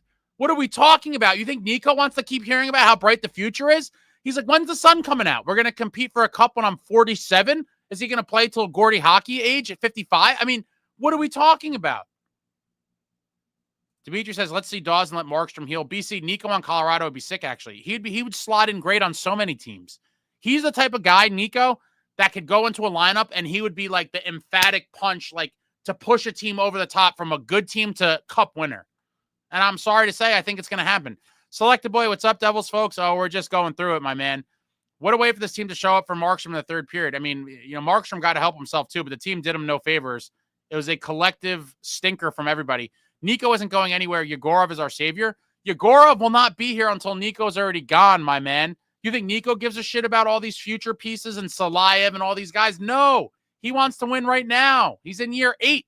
1 playoff round, 6 games. Let that sink in. 8 seasons. David, torches and pitchforks inbound if we blow a playoff spot. I'd be disgusted. Rich Reynolds, the third period implosion has me quoting Limp Bizkit. So you could take that cookie and stick it up stick it up What an era, Limp Bizkit, man. They had a run, huh? They had a nice run in the 90s. Mike K, we need an Oliwa on the ice. The Oliwa is a dead breed. Is there any guys even remotely like him anymore? I guess MacDermid would be in that realm, but even MacDermid, I would say, is not like, those guys were different in the 90s. Stanley, Nico leaving is a very realistic possibility. He's going to be highly coveted, and most of his career has been played in utter dysfunction. Shit needs to change very fast. People think it's all fun and games. People tell me I'm crazy. Yeah, you're crazy. The future is bright. Nico has been here for 8 seasons. He's won a single playoff round. Trevor, going forward, Devils need to ride the hot goaltender and play the guys that are giving everything. So sick of the effort only when it's dire. Agreed. They got to ride Allen at the moment. Traveling Devil, we need players that don't quit. Justin Hischier is key. It's why I chose his jersey. Great jersey to have. Fitz, Nico will be locked up before he hits the market. What is the urgency? There's going to be 22 teams trying to sign him. Why sign an extension into dysfunction, as other people have pointed out? Yo, Holmes, I thought we had this game once NJ scored first, which we never do, and scored with Timo whacking at the goalie repeatedly while Calgary did nothing. What a travesty loss. I thought it was going to be a beautiful win. I thought tonight was going to be a joyous occasion. I was getting ready to dump all the fun sound clips and get crazy with you guys, and instead it turned into a funeral. Not for the season, but for the night. Rhett Law, Devils fan since 84. You're a long-timer. Tom Fitz since 92. Go Boro, how do we get players that don't quit when Fitz and the owners are perfectly happy to quit on them? Oh, don't tell people that. People are telling me I'm crazy and chirping me to apologize to Tom Fitzgerald for the deadline. I'm like, are you kidding me? If we won the Stanley Cup, I wouldn't change my thoughts that the deadline was a failure. Now, you could still win and whatever could happen afterwards moving forward, but that doesn't change the fact that the deadline was a failure. I'm sorry. It really was. BC, if you're a Nico fan, you should be happy at the prospect of him winning a cup with the Avs versus sputtering in this clueless organization. Well, obviously, selfishly, I am a Nico fan, but I'm a Devils fan before anything, and I'd like to see him win a cup here. But I fully would root for him, assuming he didn't go to a rival. He would be one of the guys I'd be rooting for to win a cup, outside of the organization if it comes to that dark, dark day in franchise history. Just like I'm rooting for Adam Henrique to win one if the Devils are out this year. Selected Boy, what was the thought process behind standing pat in the third period? I don't think there was much of a thought process. We were just kind of shell-shocked and looking to hang on, and we failed miserably. And Marky couldn't steal a game like Jake Allen did in the last one. Tom Fitzgerald, Yegorov is here next year. Book it, Ace. It is so not happening. I promise you it's not happening. A 19-year-old goalie from Russia who played on a dysfunctional USHL team before going to Boston University, rather. He will not be on the Devils next year. I promise you everything. Don't even remotely believe that that's a real possibility. It is not. Go Boro. Brad Hischier, and that will only do so long before going, look, Southwest flies to Florida real cheap. BC says, of course, Bastion will be back. That's a given. He's useless, so he fits right in with our bottom 6. I mean, I don't think he's completely useless, but I just feel like you need to get guys that just bring something a little different and more offensive production, quite frankly. I'm not asking for a guy that's, I'm not asking for a 50-point guy on the fourth line, but give me something. Woodson, Bastion is weirdly bulletproof. Dude does nothing but gets his ass kicked and plays every game. Well, there's some analytics out there that he's a great defensive player, yada, yada, and we're living in the analytics world. Woodson, did you not see that chart?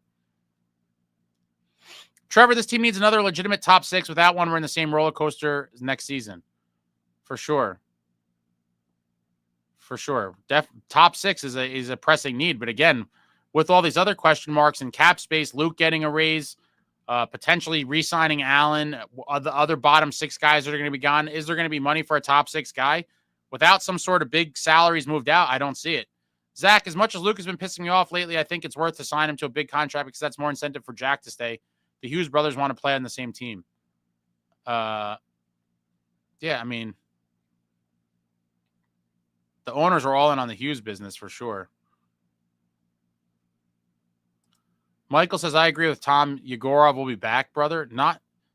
You might be confused, Michael. He's talking about an 18-year-old kid that's in college right now. He's not talking about Dawes. Trevor, this team lacks finish. Too many opportunities to close a game like this and just can't do it. Yeah, I mean, even if we just went 1 for 2 on the breakaways, right? If Nason or Mercer converted on their breakaways, I believe we win the game. It's as simple as that. Score on one of those 2 breakaways, I think we win the game. Or just come out on fire in that third period and get a 4th one. However you could get it, get that 4-1 lead, and then it's over. The foot is on the throat, and we're slowly just suffocating them. But instead, it went the other way.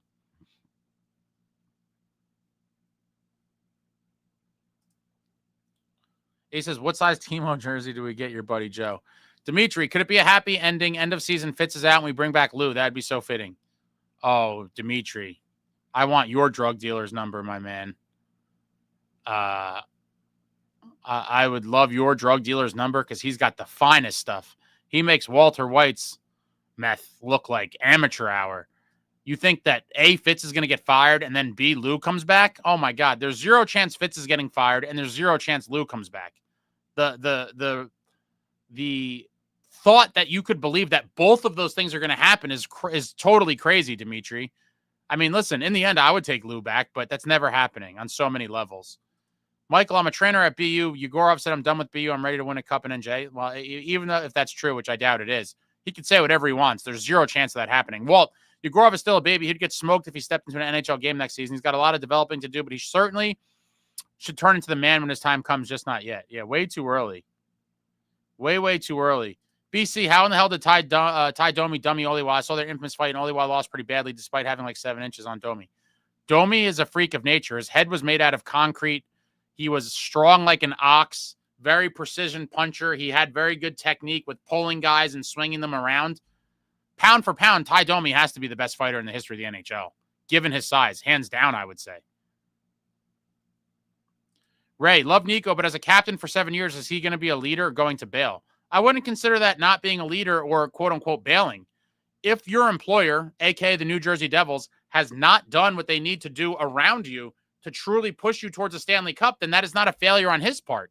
That is a failure on the organization. That is not a failure on the organization to put the infrastructure in place to keep a guy like Nico Hischier here. Quite frankly, if they don't do everything they can, including improving the roster and bringing in the pieces to make Nico believe that we are a true contender, shame on them. It's not shame on Nico. It is shame on them. Trevor, if Fitzgerald was a good GM, he would have addressed this. Top 6 is a problem as well as fixing the bottom 6. If he can't fix it this offseason, he needs to be gone. So frustrating. He's not going anywhere anytime soon, guys. McCurdle, Ace is on a roll tonight. All good. What is that in reference to? On a roll with what? Mark, Ty Domi used to use physics and spin opponents around, and he had a head like a bowling ball. Yeah. Massive dome, and it was made out of concrete. And he would just, use his leverage and just get in tight and crush people, pull you down, spin you. It was crazy how good he was for a smaller guy. Has to be the toughest guy pound for pound ever. Yo, our resident man, Walt, bitched out Fred Durst one night. Great story. Walt ran into him on the punk circuit, I believe. I don't want to insult you, Walt, if it's not the right. Is it punk or hard rock? You know, I'm not one of these like yeller guys, but you know, I respect the craft of whatever this music festival was. Walt's crew ran into Fred Durst. Walt, paraphrasing, and forgive me if I butcher the story a little bit, Walt, but the Spark Notes version of the story is Walt was running with a punk band or a hardcore metal band, whatever it is that he was friends with, and they got pushed off or pushed out of their time slot in favor of Limp Bizkit when Limp Bizkit was on the rise. And then some shit was said, and then Walt basically bitched out Fred Durst. Amazing story. Amazing story. Yo, Holmes, Oliwa was a brick shit house. I heard he was coaching over at Montclair State a while ago. I didn't hear about that, but Oliwa is still a beast for sure. I've seen him. I've crossed paths with him in the arena not too long ago, and he is still a monster of a man. Traveling Devils, zero accountability on this team from GM down. This is the problem. If the problems this team has happened when Lou was around, the coach would be gone, Lou would be on the bench, and the players would react. Tom Fitzgerald, one game and people think Nico's leaving. Same people that don't chant, let's go Devils, give me a break. You're confused, Tommy. You are confused. It's not from one game. I've been saying this about Nico for a couple years. It's not just one game. If you believe you are shrouded, engulfed, encased in dysfunction and lunacy or disorder, chaos, whatever adjectives you want to use to describe the state of the Devils over the past 12 or so seasons. If you are Nico Hischier and his agent and you believe you are just stuck in this kind of crazy land with no true light at the end of the tunnel, even though we've been talking about the future is bright for 10 years now, why would you stay when you have a choice as an unrestricted free agent to go elsewhere, to teams that have won, to teams that have GMs that are making win now moves, that are constantly looking to make their teams better, that are constantly looking to get their team over the hump to win a cup? There's no shortage of those organizations out there. Look no further than teams like, I'll even include Carolina in there. Carolina, Florida, Colorado, You know, even maybe a team like Dallas. I mean, there's no shortage of teams that would love to. Vegas, freaking Vegas. No state income tax, playing and beautiful weather in Vegas. There's no shortage of desirable destinations for Nico Hischier to go to. That will all be backing up the Brinks truck full of cash for him. Fentanyl Floyd, losing Nico will be the biggest gut punch since Niedermeyer, worse than Parisi in my opinion. I'm trying to think. That's a really interesting point, Fentanyl Floyd. I love Nico, but I can't disagree with that. It can't be worse than Parisi just because we just went to the Cup Finals, my guy. That makes it very different. Like, Nico won a single round, and that's no discredit to him. I love Nico. Think he's a great player. I hope he retires a Devil. It'll kill me inside to see him wear another team's jersey, but the sting can't be the same for me as a guy like Zach Parisi, who was here and was instrumental on a Cup Finals run. It's not the same. I can't. It has to be below Zach for me personally. Traveling Devil says it's not one game, Booze Face. It's 8 years.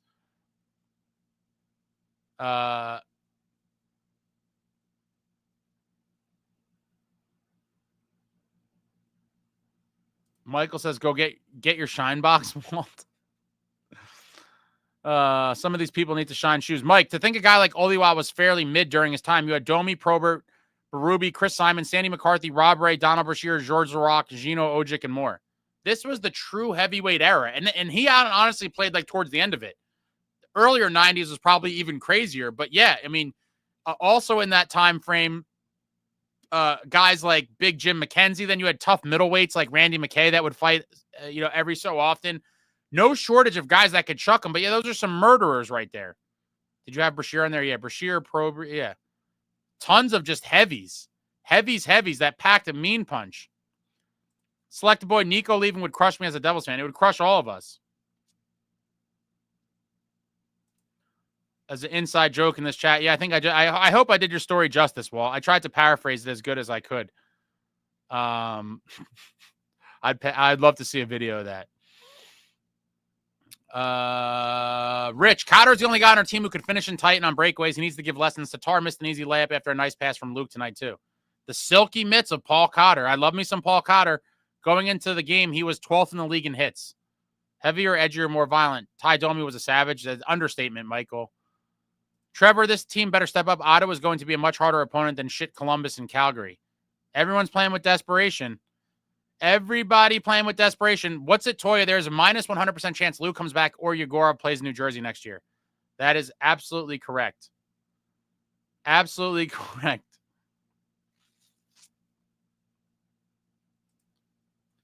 Damien says, yo, Ace, if you saw a guy in a red cowboy hat with a poster, that was probably me. Hate that we lost since I was there, but we still got time to correct our mistakes. Let's go Devils.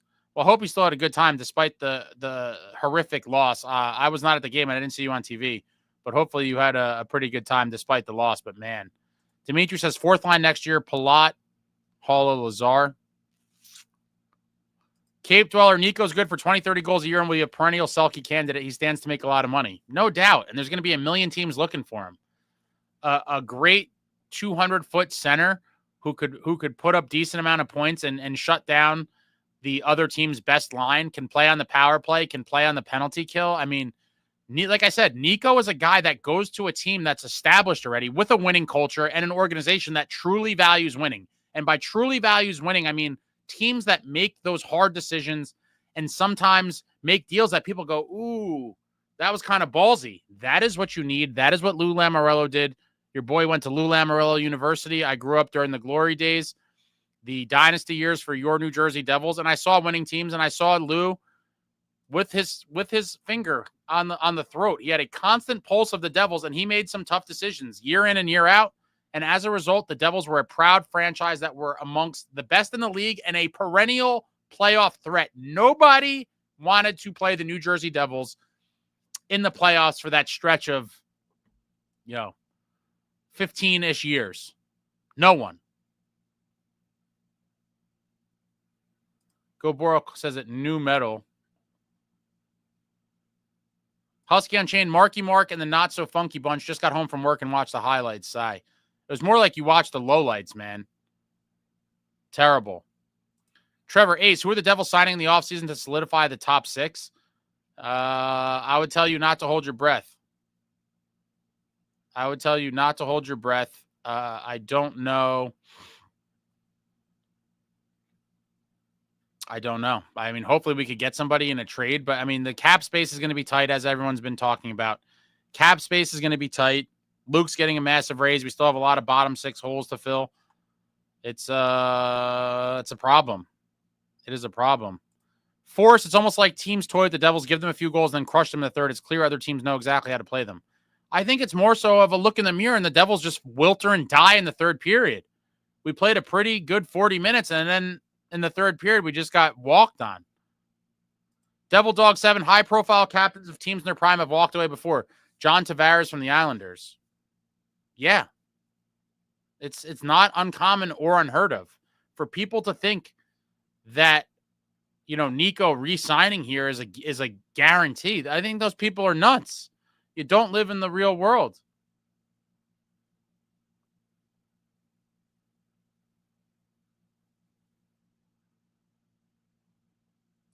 Mike D says Domi is a clown. That Niedermayer hit. Yeah, that was a vicious elbow in that 2001 playoff series. I thought Needs was dead. Thankfully, he was fine. That was super scary. Very scary cheap shot.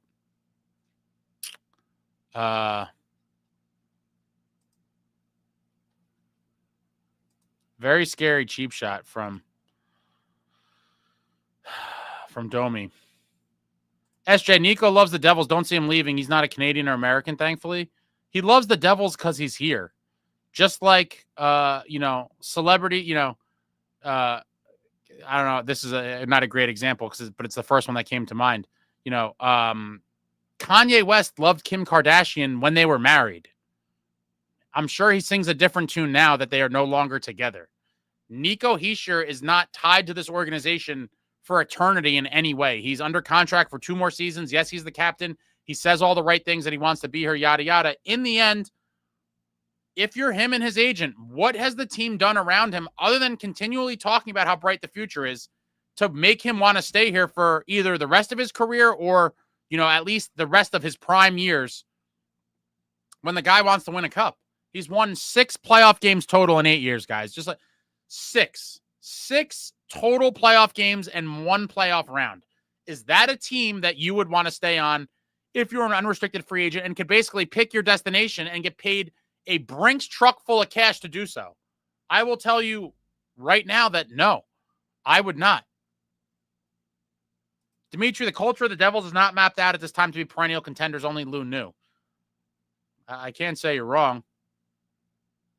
Go Boros says, I think losing Nico would be worse. When Niedermayer, they had 3 cups by the time he left. Nico going would be so awfully symbolic. Trevor, love me some Paul Cotter. I want to see him pot 20 goals this season. Just need 5 more. There's a chance he has a run at that. Richard, Parisi was great, but there was no way he was staying. He really wanted Minnesota, but the Kovalchuk mess, had the Devils seen it coming, could have offered Zach more to stay and reconsider. I think he wanted to be near his dad, man. I think his dad was sick. You know, there's a whole lot of stuff that went into it, but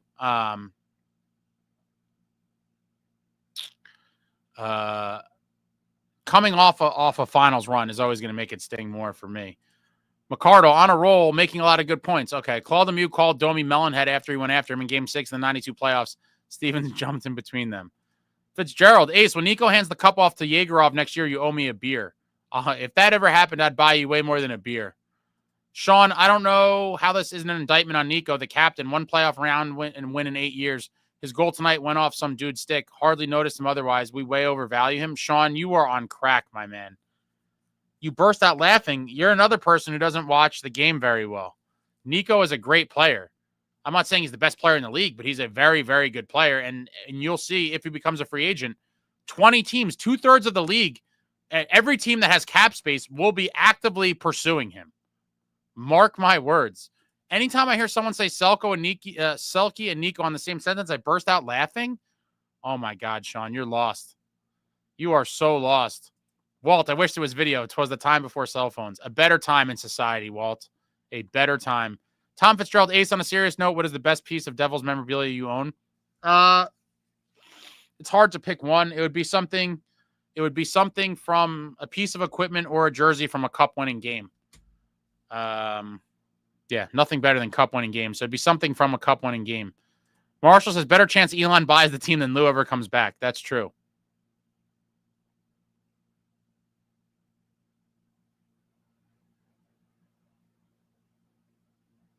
Mike K says, I also grew up during the dynasty years, but I also remember the struggling Dynas Zubris years courtesy of Lou. Yeah, there was a few of them, but you saw 3 cups, Mike. I mean, what the hell more do you want? We've seen way more down years from series of GMs who have delivered absolutely nothing. A single playoff round win. What are we talking about? Mike K, yeah, you're a funny guy. I obviously want no parts of Marner. You guys know that. Dimitri, I would have loved to bring back Zetterlund. Yeah, to me, Zetterlund for a second-round pick was atrocious that couldn't have happened for us. I'll never understand it or believe that wasn't a deal worth making. Like when a lot of people are like, well, you know, they refuse to believe when you say like, oh, you wanted this guy or that guy. If the guy wasn't traded, then the people who defend the team and Fitzgerald to the bitter end will be like, well, he wasn't traded. I'm like, well, that doesn't mean that he wasn't available. Like that's not a win for you in your argument or a point for your argument. You didn't get great. No one else got him. That doesn't mean that he wasn't available. Furthermore, when they want the actual deal that happened, Zetterlund for basically a second-round pick, how do you not do that? He would obviously be the best player probably in our bottom 6 overall. And with the roster the way it is, I would have said he's going to get at least an audition in the top 6 for a second-round pick. How do you not do that? Michael says, I think Nico will be in Vegas next year. He definitely won't be in Vegas next year. His contract is 2 more seasons. What's a toy? I really wish we had Zetterlund. That kid had heart. Can we bring Subban out of the booth? Samuel says, I see a big cat on Nico's chest. I think he'd be a great Panther, and I'm sure he would love Florida.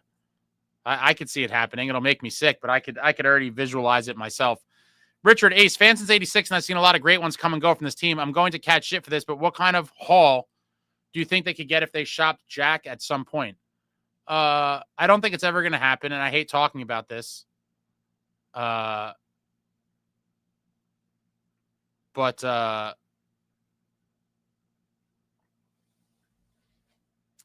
you know, they're all in on the Hughes business. They're never going to trade him. With that being said, with his injury history, I don't think you would get nearly the offers that people think they would. Now, obviously, he would get you a nice package, but I don't think it'd be quite as much as people think, just because GMs are going to be skeptical. The guy's played in the league 6 years, and he hasn't played a full 82 games ever.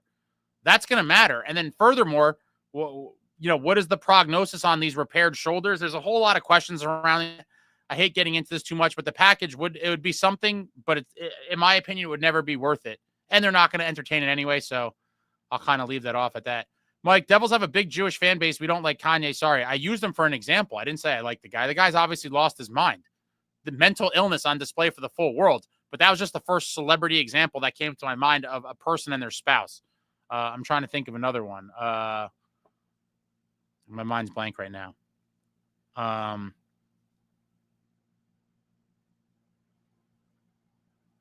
I don't know why this one came to my mind. Probably because I just saw something about her. Jay Cutler and Kristen Cavalieri. Okay, a football player and a former reality show, whatever. Together for a time, not for eternity. That's how people should start looking at players, and more specifically, franchise players. Nico Hischier is not tied here for the duration of his career by any stretch. You asked me this before. Oh no, this is bottom 6 guys. I don't know. I mean, I don't think we're going to have that many spots. I think they're going to bring back a couple of the, let's see, the guys that you saw here that everyone wants gone. Let's take a look. Free agents, forwards. I've already talked about this going back a couple weeks, but I would like a Brock Besser kind of guy. I'd love Jamie Benn at the right price. Grizzly veteran, but I don't think I'm pretty sure he's going to re-sign in Dallas. Yeah, you're going to have to go bargain shopping. What's Druin doing this year? It's crazy that Druin's 29 already. Careers go by fast, guys. I've talked about this for eternity. Careers go by like that. Travis Zajac, his whole career went before our eyes in the blink of an eye. Never got that cup. Went to the finals of the Devils in 12, and that was it. They go quick. Well, I really don't think the top 6 will be added to. It's depth to the bottom 6 to make a 3-4 line scoring threat. That should be the focus. Got to have reliable depth to get anywhere in this league. Completely agree. Daniel, I love Nico as a player, but don't see him talking up the team and getting them motivated and back on track. Just because you're a great player doesn't mean you're a great leader. I mean, what do you guys think? They're 10 years old, though? Like, what's Nico going to go in there and be like, yeah, let's get one for the, and do some little motivational speech that can, I understand a lot of people like to see a fiery leader. I personally prefer that type myself. But in the end, not every guy's like that. And in the end, these guys are professional athletes, man. If you need a pep talk from your captain to understand the job at hand and to get shit done, then you don't belong playing professional sports.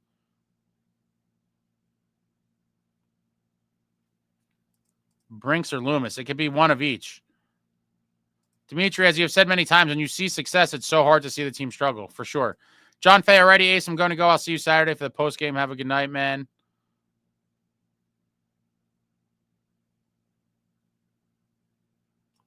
Yo, Holmes, Niedermeyer wanted to play with his brother, and Parisi was getting married and moved home. Yeah, life circumstances play into these decisions as well.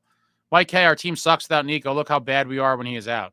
Yeah, he's a very important piece of a team, and he could be a piece that puts a team over the top. Walt, side note, Ovi is now 7 goals away after tonight, I believe. Love him or hate him, it's crazy to me that he's on the cusp at all. I never thought I'd actually see that record broken. Neither did I. Russian machine don't break. Alexander Ovechkin, a complete monster for 20 years. What a freak of nature, and breaking a record that many thought, was an unbreakable record. Obviously, his points record is truly unbreakable. But the goals record, wow. Wild stuff to see that broken in our lifetime.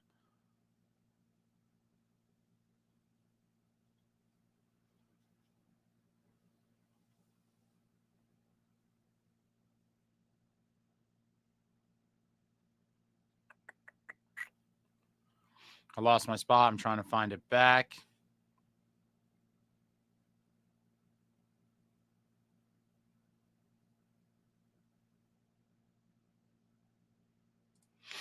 Traveling Devil, Nico is the type of player true cup contenders go after to complete teams. Absolutely.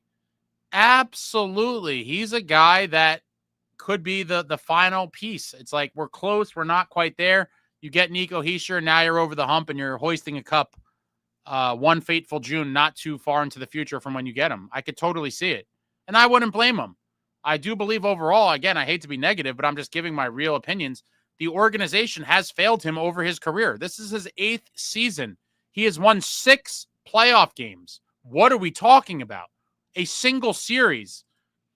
Nico for Pedersen? Absolutely not. No chance. Dimitri, O'Reilly would have been so great to have on a night like tonight. He would have battled and led by example. Yeah, he's a feisty guy. Playoff veteran, winner. He was high on my wish list.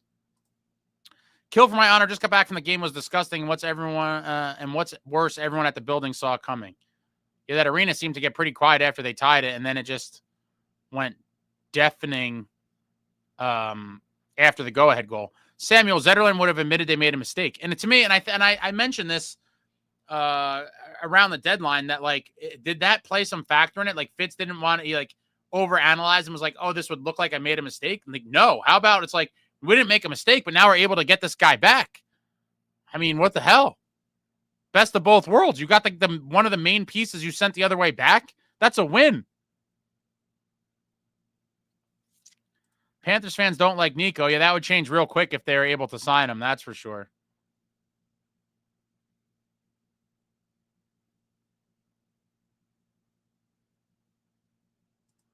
After what he did to Barkov, I don't think Florida is kindly to Nico. First of all, that was an accident.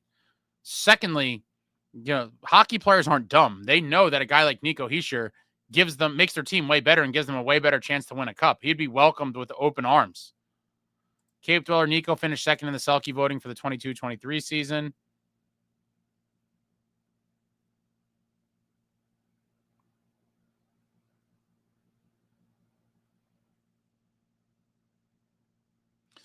Holmes said, I would be doing better if Tom Fitzgerald was not the GM of the Devils. Listen, I get it. I totally get it. Select the boy. They got to get it together for these next few games. Yeah, we're playing. The rest of the season is against teams that are playing for something. Whether it's desperation hockey to try to claw into the wild card, is trying to win the President's Trophy, whatever it is, we're not going to get. We're going to get tough efforts from teams every night, and teams that are going to really test us in that third period.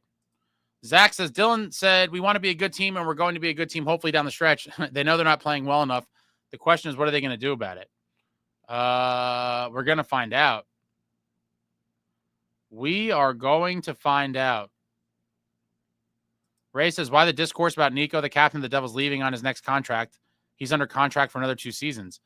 Because seasons go quick, and if nothing changes, there's no reason to believe he will sign here long-term, Ray. That's why. Dimitri, what about kicking the tires on Jonathan Taves next year? He's definitely going to Winnipeg. That's like all but written. Rapid. Ace, you are being very mysterious about your Devils memorabilia. What exactly is the Stanley Cup game-used items? Please share. We love you, and thanks for defending Nico. I eventually got to get back to the videos. If it seems like enough people care about this, I will do the videos and kind of like a show and tell and give a little history lesson, I guess, if you will, or revisiting history for those of you that lived through it. But it seemed like no one really cared, so I kind of went away from it. But if it seems like there's any sort of people interested in it, I will. I've been thinking about it in my head to kind of get back to that. Mike K on Lou, I'm not saying he is legend. I guess you're saying I'm not saying he isn't legendary, but there are some frustrating years. Same with Islanders. Their best scoring is Kyle Palmieri. Lou loves recycling old Devils over and over again. He's obviously not the GM that he once was, but let's be real. We saw 3 cups. Brandon, I think fixing the bottom 6 will help us a lot, but I think our main problem is we need people who can pick corners. No problem. Only guy on our team that can do that is Timo and the rare Nico. Well, all these guys, you'd be surprised. If you brought any of these random guys on the ice, you would be shocked to see what they could do not in games. Like, I think people think oh, this guy, blah, blah, blah. You bring Hall, any of these guys that people want to bash on, and you bring them out there on the ice and put up targets, they're gonna blow your mind. The skill level that all these guys have is off the charts.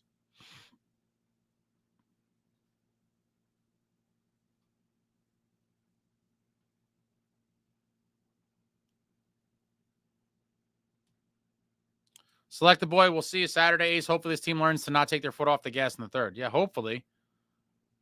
2 games in a row where they got decimated in the third period. And we were lucky Jake the Snake bailed us out in Columbus. Select the boy says, Nico for Pedersen. Are you nuts? Yeah, some people are nuts. I wouldn't even consider that.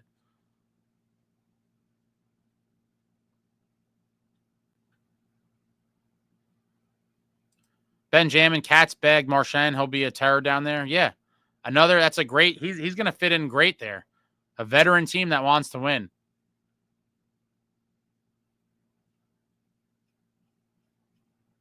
You guys are putting me to sleep talking about baseball. Mike, hey, I think it would have been cool if we got Taylor Hall at the deadline. I did a video about that a couple months back. He was a guy that I was interested in acquiring. I thought it would, high risk. I mean, low risk, high reward type move. I would have been interested in that, but it didn't pan out. Also, not sure if this was said as I'm an hour behind, but I'm kind of sad Yegorov got lit up tonight in the Hockey East tourney. I didn't see that. I've been fully entrenched in Devils stuff. SJ, you do them a lot. The Devils are not a lottery. If the Devils suddenly become that, then maybe Nico leaves. I still don't think he does.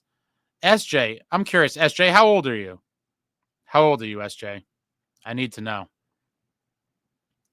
How old are you, SJ? I need your stats.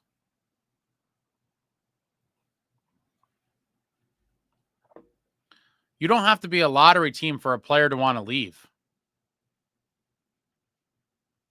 Dimitri, Jack Hughes needs the best strength trainer in the NHL. Success depends on individual player needs and training philosophies. I have no idea who these guys are, but I'm assuming they're high-level trainers. Ben Prentice, Mike Potenza, and Matt Nickel. Chico, Pedersen is a great player, but Nico Hischier just does so much that Pedersen can't, and regardless of what the haters say, he's a great captain. Mike K, Taylor Hall, Hart Trophy year was so impressive. I talk about it all the time. people want to hate Taylor Hall for the way it all ended, and I get it all. But to me, that's one of the single most impressive seasons by a Devil that I've ever witnessed. He had like 40 points. He led the team in points, won the Hart Trophy, dragged the Devils to the playoffs that had no business getting there. And the second highest point scorer on the team was Nico Hischier, who was like 40 points behind him. Absolutely insane. Very rarely will you see that on a playoff team where the second scorer is 40 points behind the number one guy. What's it, Toya? I feel Nico may be a lead by example captain. We've talked about this timelessly. I think so as well. Not everyone's going to be a fiery kind of yelling Brady Tkachuk leader. Ray, it's still 2 seasons. A lot can happen. Injuries, winning, etc. Wholly not relevant tonight. No, but it's still not crazy to talk about. This is 1 season of, 3. He has 2 more after this. So if this doesn't end well, you're talking about you have 2 more seasons left to give him the warm and fuzzies for him to want to be here. Chico says, Nico, I think, is a lifer. Jack, I could see walking someday, but that's based on nothing. Yo, Holmes, Taylor Hall Hart season, he had the turbo boost button on full throttle the entire season. It was crazy. Some of the shit Taylor Hall was doing was crazy. Dimitri, Nico has had too many locker room cleanouts. He has been around long enough. He needs management to back up the hype. I agree, and I believe he's frustrated as well. People think that players are just like, lifetime loyalists for no reason. What has the team done for him? Chico, I maintain that Taylor Hall 17-18 was the most important forward in Devils history for any Devils roster. I mean, I would, if you're talking about, I guess, relative to the team, he dragged them to the playoffs. They did nothing, but dragged the team to the playoffs that didn't belong there, and the second highest scorer was 40 points behind him. I mean, if that's what we're talking about, then yeah. Tom Fitzgerald, Ace, don't disregard me. Nico Nemitz in a first for EP and Quinn Hughes. Absolutely not. I have no interest in trading for Quinn Hughes. I don't understand this fan base's obsession with Quinn Hughes. Like, is it that cool to have all 3 Hughes brothers? To me, it's not at all.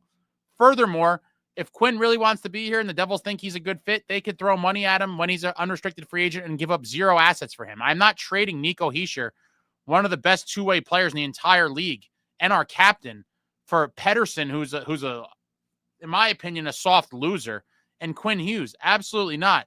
Traveling Devil says, if Nico wants a cup and the Devils don't become a real contender in the next 2 years, I see him walking. That's exactly where I'm at.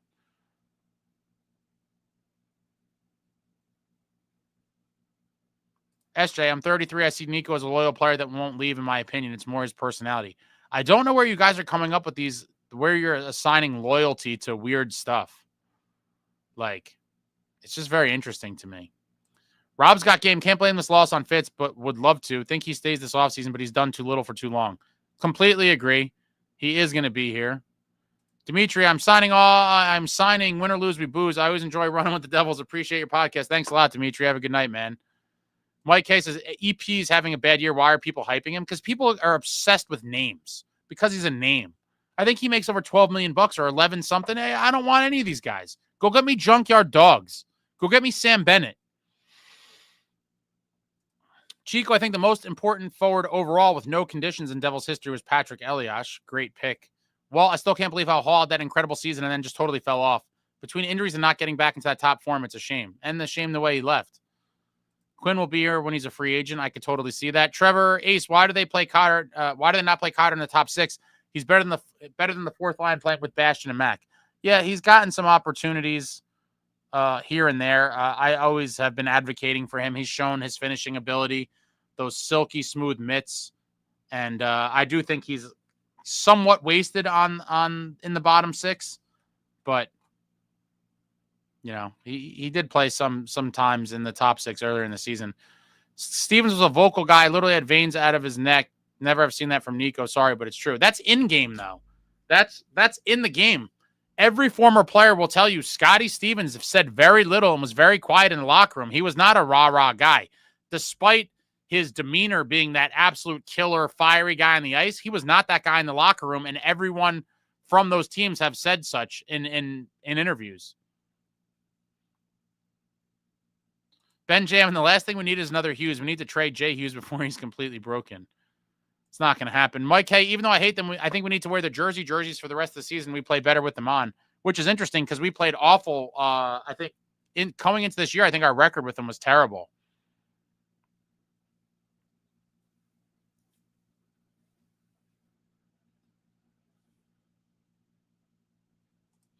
Chico, I mean, EP is a great player. If you have to build a roster from the ground up, you could do much worse. I just don't think he's a good fit for the Devils now. Me and Ace disagree on his Marner. Oh, absolutely not. He's going to get a fortune, man. And he's soft. No more boys, Chico. We need men. We need men. What's it, Toya? Sprong definitely was noticeable tonight. Hope we see more of that. Yeah, he had some nice jump. But again, what does it all matter when we lose the way we did?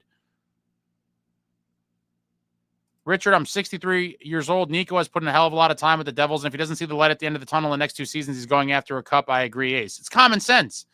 People think loyalty means that you stay on a ship when you see it sinking. No, that's not what loyalty means. Loyalty means you do right by those that do right by you. And if I'm Nico Hischier, I'm going to look them all in the face and be like, you did not do right by me. I would not consider Nico disloyal in the slightest if he bailed. Not at all. Not at all.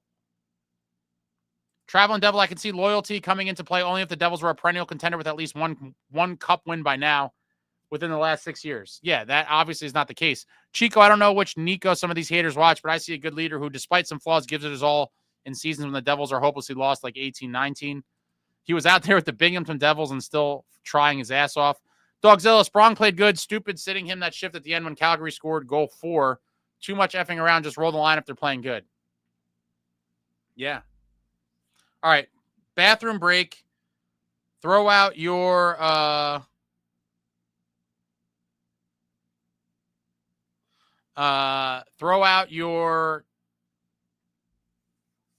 comments, suggestions. I'm curious to see the suggestions. Like I said, I like hearing them. There's no guarantee that I'm going to do them, but throw out comments, suggestions, questions, thoughts, whatever you got.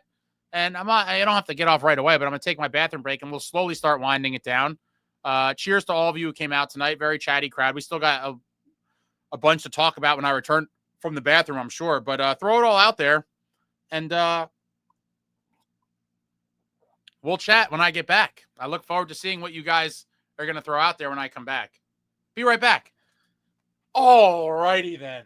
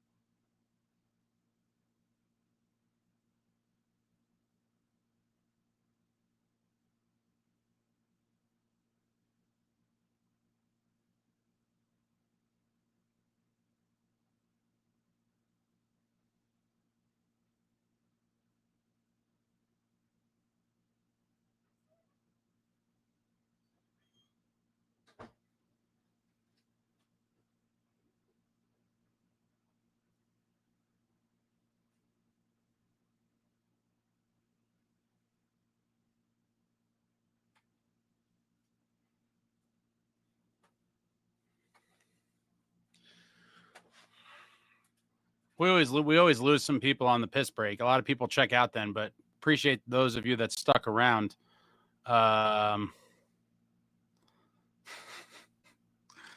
Steve the Maniac has texted me, and I have to bring up a fair point. It is true. To anyone saying that the Nico conversation is irrelevant, per Steve the Maniac, which is a very fair point, next summer, basically just over a year from now, Nico will be going into the final year of his contract where the team is eligible to extend him. So you're talking about we're basically a year away from contract extension potential talks. So this is very relevant. People are talking about this like, you're talking about your kindergarten kids' high school graduation or planning their wedding day when they're 7. This is not an example of that. We are 1 year away, basically, a month and whatever it is, 14 months, a year, whatever, a year and a month or two away from being able to extend him. And that is very, very soon. That is very soon.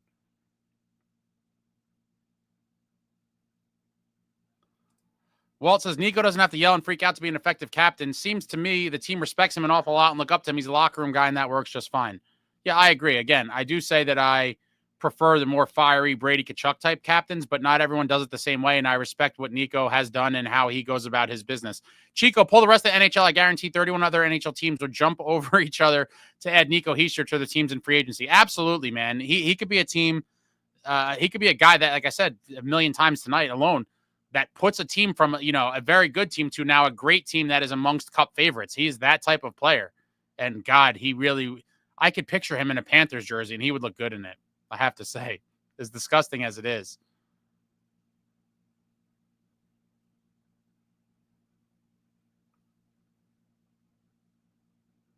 Oh my God, there's some crazy things in this chat.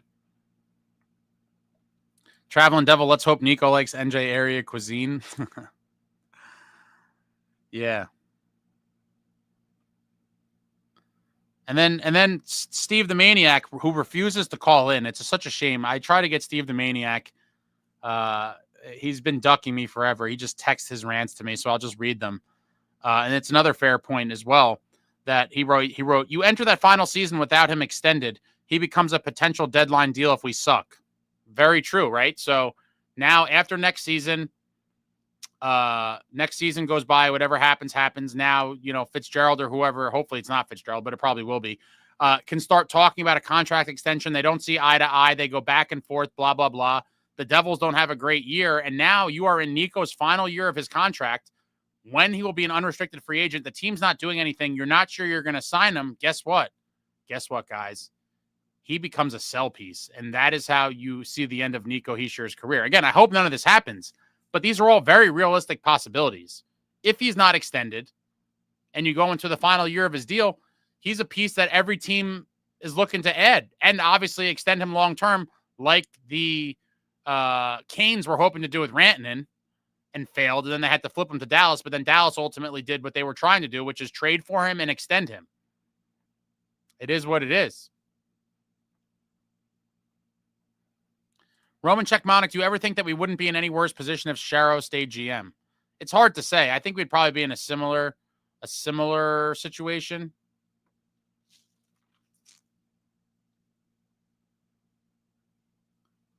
People are just saying nonsense. Mike K should do it this week, this day in Devils history and dig up some cool footage. I love digging up random games and seeing vintage players. Yeah, man. I did a video on Jesperbratt. I don't know, a couple days ago, and I was looking for some Scott Stevens footage, and it was just a totally different game. And seeing some of those vintage guys like Holik and Stefan Riche and Billy Guerin, oh man, it brought a smile to my face. A better time in the whole league, and obviously a better time for the New Jersey Devils. Noel says, horrible Ace Ventura impression. Always enjoy the podcast. What a trip tonight. Was hoping they have better luck against the next four. Need to be 3 of 4 at least. What do you feel? No. I again, other people pointed out we could probably hold on to that third spot with 90 points. With 90 points, but I think they absolutely have to win at least 2 of the next 4. 3 or 4 would be great. Yo, Holmes got to bench Nemitz for Cholowski and keep Cotter at center. I fully agree. If you're only going to play Nemitz 9 minutes, we're killing the other guys. Why put the extra strain on the other 5 D-men, throw Cholowski out there and hope for the best? And again, I hate to say it, I do think a lot of this, Nemitz being in the lineup, was predicated on him crying to the media in that interview, and it became a whole thing. Chico, Nico Hischier had AHL third liners on his wings in 18-19, and he was still playing insane hockey. You're not going to tell me that's not captain material. Very good point. Nico Hischier does everything on the ice: power play, penalty kill, defense. He comes up big in the clutch. In the Rangers series, after the Devils got their first win, he goes, it's one game. I'm a Nico guy. You don't got to sell me. SJ is saying, I'm just saying we are not the Sharks or the Sabres, so why would he leave? Only one team wins the cup. SJ, you are so lost, my man. Listen to what everyone here is telling you. It doesn't, You don't have to only leave the worst team in the league. You could say you're a middle-of-the-road team who's not serious about winning, and that's not where I want to be. I want to be on the leaders. I want to be at the teams competing for a cup. It doesn't matter that we're not the worst team in the league. It does not matter.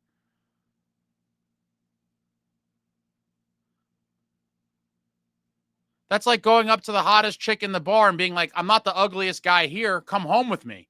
Yeah, you're not the ugliest guy in the bar, but you also ain't the best looking. It's the same exact thing.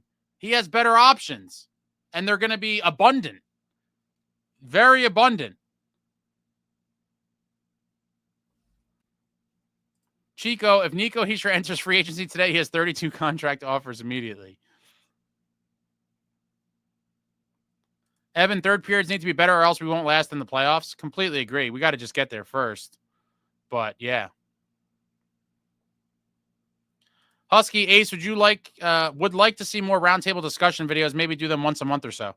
Yeah, there's some other people I'd like to bring on at some point. It seemed like people, and listen, I've tried for a very long time. Long story short, when I first started doing videos that I was talking in, whatever, because the very beginning of this channel was just videos of myself. It was just videos I was filming at games and taunting Rangers fans and shit like that. Stuff that I thought were interesting. I'd never planned on appearing in the videos, and I just started doing them just because I thought it could be fun. And it's kind of taken on whatever it's become now. But my initial kind of hope was always to do at a minimum a weekly show with Steve the Maniac, who's broken my heart. And despite us talking about doing stuff for a long time, Steve the Maniac has blown your boy Ace off. And so Steve the Maniac has put a dagger in my chest, refuses to do a weekly show, won't even do a random call-in. It's such a damn shame. I'll have to just read you his rants every so often when I get them. But, people I know like to see more than one people. I get it. That's more than one person.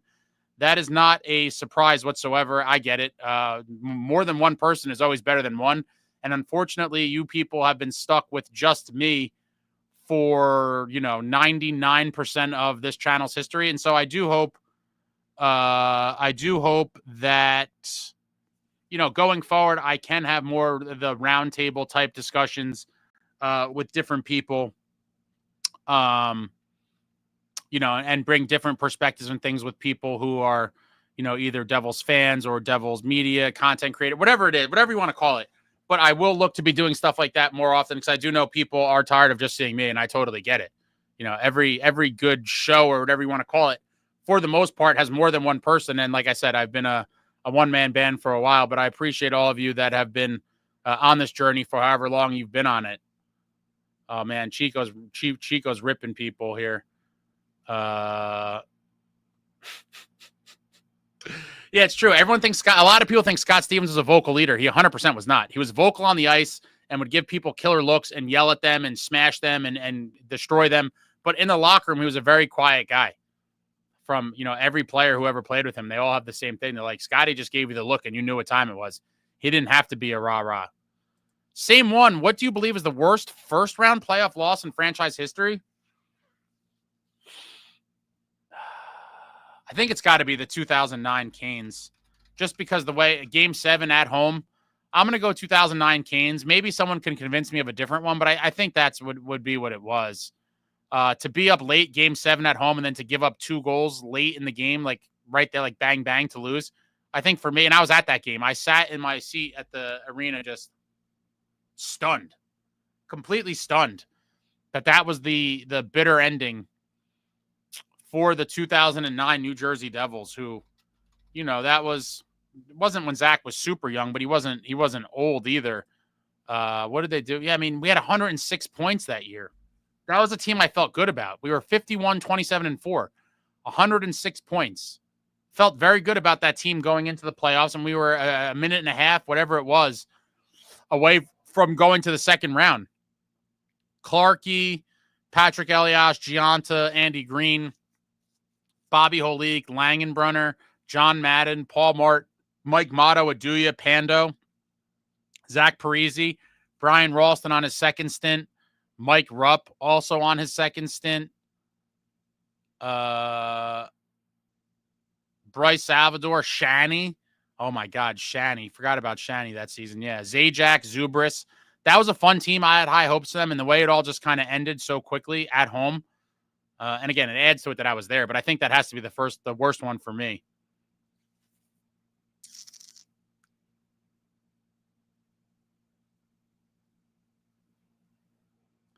Mike K, by the way, I don't know if you guys noticed Blake Coleman tonight. I think he asked for too much, but he was a good player to let go. Yeah, it was just a money situation. It's unfortunate. I think, he showed his worth on a deep team where he could plug in and play a role well. And I think he was on both of those Lightning Cup teams, right? I think he was on both of them. I got to stop taking the bait, man. These trolls get me every time. Chico, I'm hoping the Devils wake up and pull out a 3-game winning streak here. 3 winnable games into a back-to-back where they never do well. Yeah, the back-to-backs have been painful. Husky says, Fitzgerald needs to take a long walk if he ever lets Hischier get away from this organization. But at some point, it's going to be out of his hands. Again, in terms of the actual making him sign the contract. I do believe it's going to be one of those situations if Fitz is still here and Nico decides to leave. That's a situation of you made your bed and now you lie in it. Like, what did you do to make him want to stay? What did you do to make him believe we are really trying to win a cup? And if the answer is, getting Cody Glass and Daniel Sprong at the deadline in 24-25, I got news for you. That ain't cutting it. That absolutely ain't cutting it. Oh, man. Ace, you have your range for Luke at $7 to $8 million a year. Assuming the Devils extend Nico this offseason, they can't do it until next offseason. So it'd be after next season. What is your guess for his annual salary range? Oh, it's going to be, if a team-friendly deal at that point, you're talking about another year from now. So with all these crazy other deals hitting, the comps and everything, this summer is going to be a big summer because you're going to see some big tickets signed, and they're going to be, the measuring sticks for guys going forward. So it's hard to say until you see what happens with these deals this summer. It's going to be hard to say, but if I'm being, I would think in a year from now, the minimum you're getting Nico for long-term is probably $12 million. I would say $12 million bucks. And I could see it being more if other guys start signing for crazy money, depending on what Nico does next year, but you assume it'd be something similar to what he's been doing. I could see that being a $12 million easily, and if not more. SJ, disagree, Ace. If the Devils, SJ, I can't argue with you, man. Disagree. If the Devils are somewhat relevant, Nico ain't leaving, you act like NJ ain't in the discussion. What does in the discussion mean, SJ? You could be in all the discussions you want. Tom Fitzgerald went out to the media and said he came in second place after the deadline. What does in the discussion mean? Again, I went up to the hot girl at the bar. She almost gave me her phone number. Being in the game, being in the discussion is meaningless. You need to show results. This is a results-driven business. The results have not been there for Nico Hischier for his entire career. He's given way more to this organization than he's gotten back in return. 6 playoff games won in 8 seasons, a single playoff round. You could talk about being in the discussion all you want. The discussion means jack shit. It means absolutely nothing. Chico, these people are going to give me a heart attack. I'm taking the bait too, Chico. Oh, God. These things aren't good for my health. Chico, 09 versus Carolina has to be the worst first-time loss. Yeah, that's the one I said. Devil Dog 7, if you were Nico Hischier, would you play for Jersey guy, team owners, Harris Blitzer, or Jeffrey Vanek in Tampa? If I'm Nico, if I'm being honest, I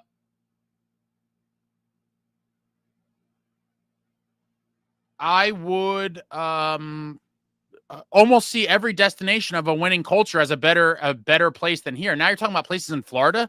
Yeah.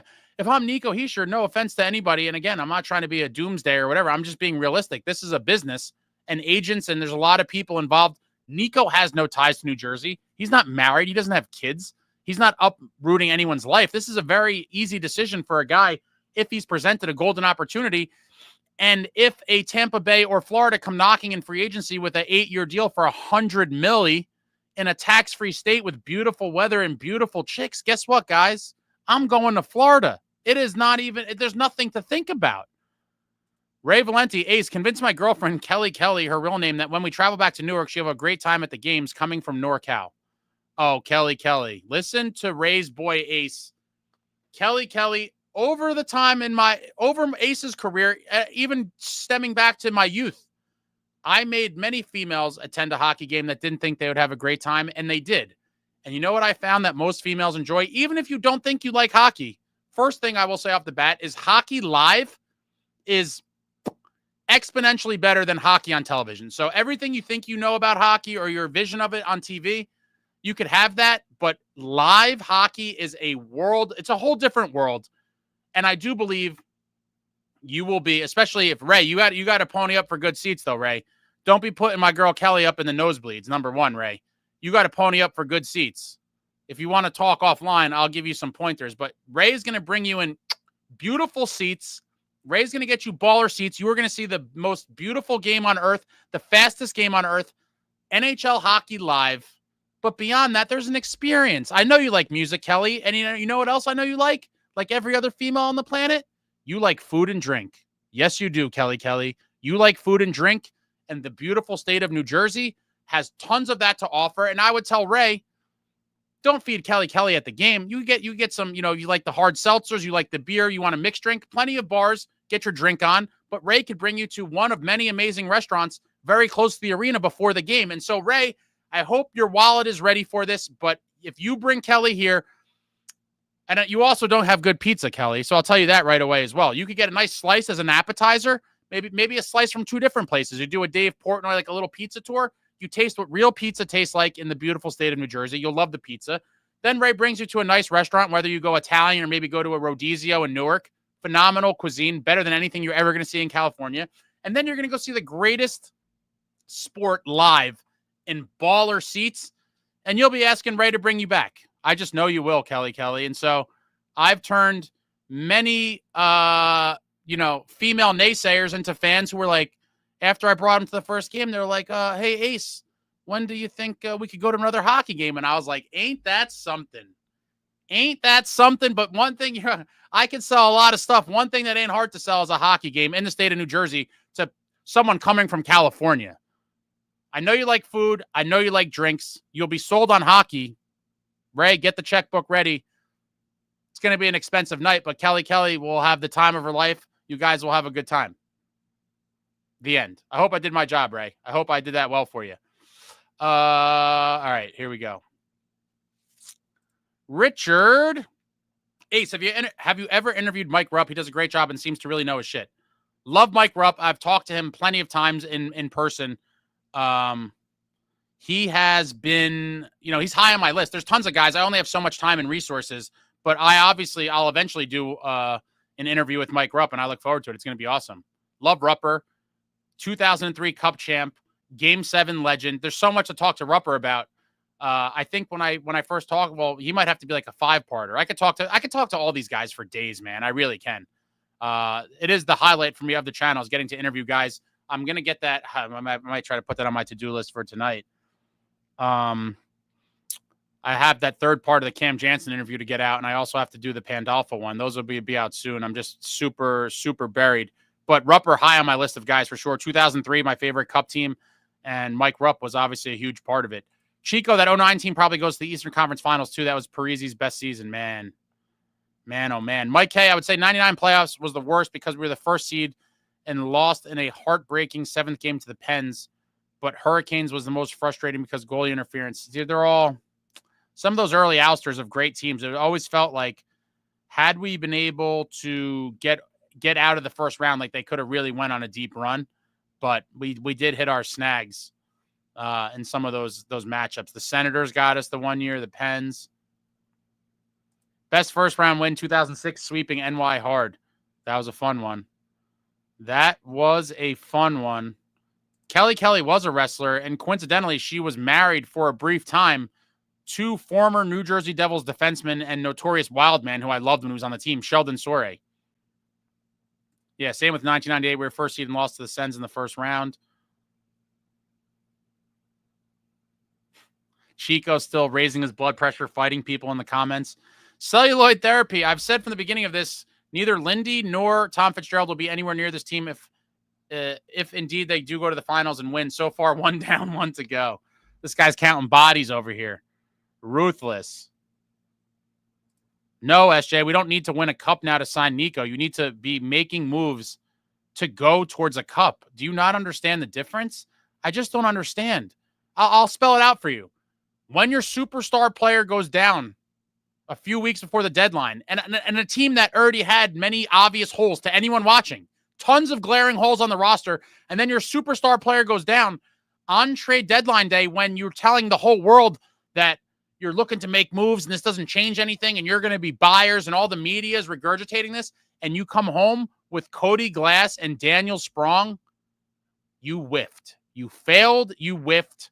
And for you to believe that Nico Hischier looked at that as anything other than an utter failure, you are delusional. Absolutely delusional. 1 playoff round in 6 years.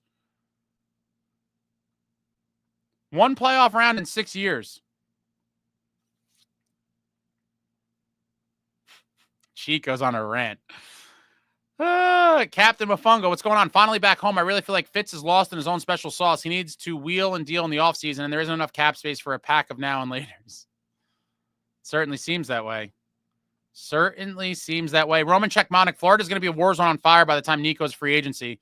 We don't have to worry about the Cats. Is that really a thing, though? I don't know. Ray, attaboy Ace. I hope I did good. I hope I did good by you, Ray. I hope I did my job. Chico, just let it go, man. There's no point. You're from Wayne, Vice. I'm not too far away. So you know good food. Tons of good food. Ray, where are you guys staying when you come to New Jersey? Tampa is bad when it comes to hurricanes. NJ is definitely not as bad for hurricanes. Are you nuts? I had a buddy that lived in Tampa, and he had to evacuate his house, like, I feel like 4 different times in the past 5 years. Well done. All right, thanks, Ray. Appreciate that. Celluloid therapy, 0 fire, 0 passion, same result year in and year out. Hopefully we at least get to the playoffs this year, and hopefully we go on a magical run.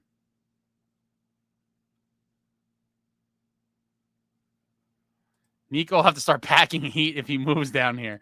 Yo, Holmes, Kelly from NorCal sounds very adult movie-ish. It kind of does. Justin T, I miss the food of the East Coast. The best food, New Jersey has the best of everything. It's amazing. Great steakhouses, Italian, Spanish, Asian, whatever you want. We got it all here. World renowned. That, if I ever was away from New Jersey for an extended period of time, the food is definitely, I mean, aside from my family, but the food is the one thing I would miss the most. Celluloid therapy, I no longer think we're a few moves away. This is a top-down problem. I think they could be a few of the right moves away. I don't know that they're as lost as many people think, but you know, the right pieces have to be brought in. NJ is nowhere near as bad as hurricanes as Florida is. Not even close. Yeah, this is coming from a guy who's from New Jersey who lives in Florida. Traveling Devil setting the record straight. Mike K, when can we call up the 6'7" defenseman that was drafted last year? I don't think Salayev will be here for at least another couple years. He's I think he's 18 or 19. Super young kid. Knowles, I don't know if I missed this or this question was asked. Who do you think Fitz should sign to keep Nico? I don't think it's a particular player per se. It's a philosophical, whatever you want to call it. You know, does Nico believe the team is doing everything in their power to make the team as competitive as possible and to win a cup? And the answer is definitively no.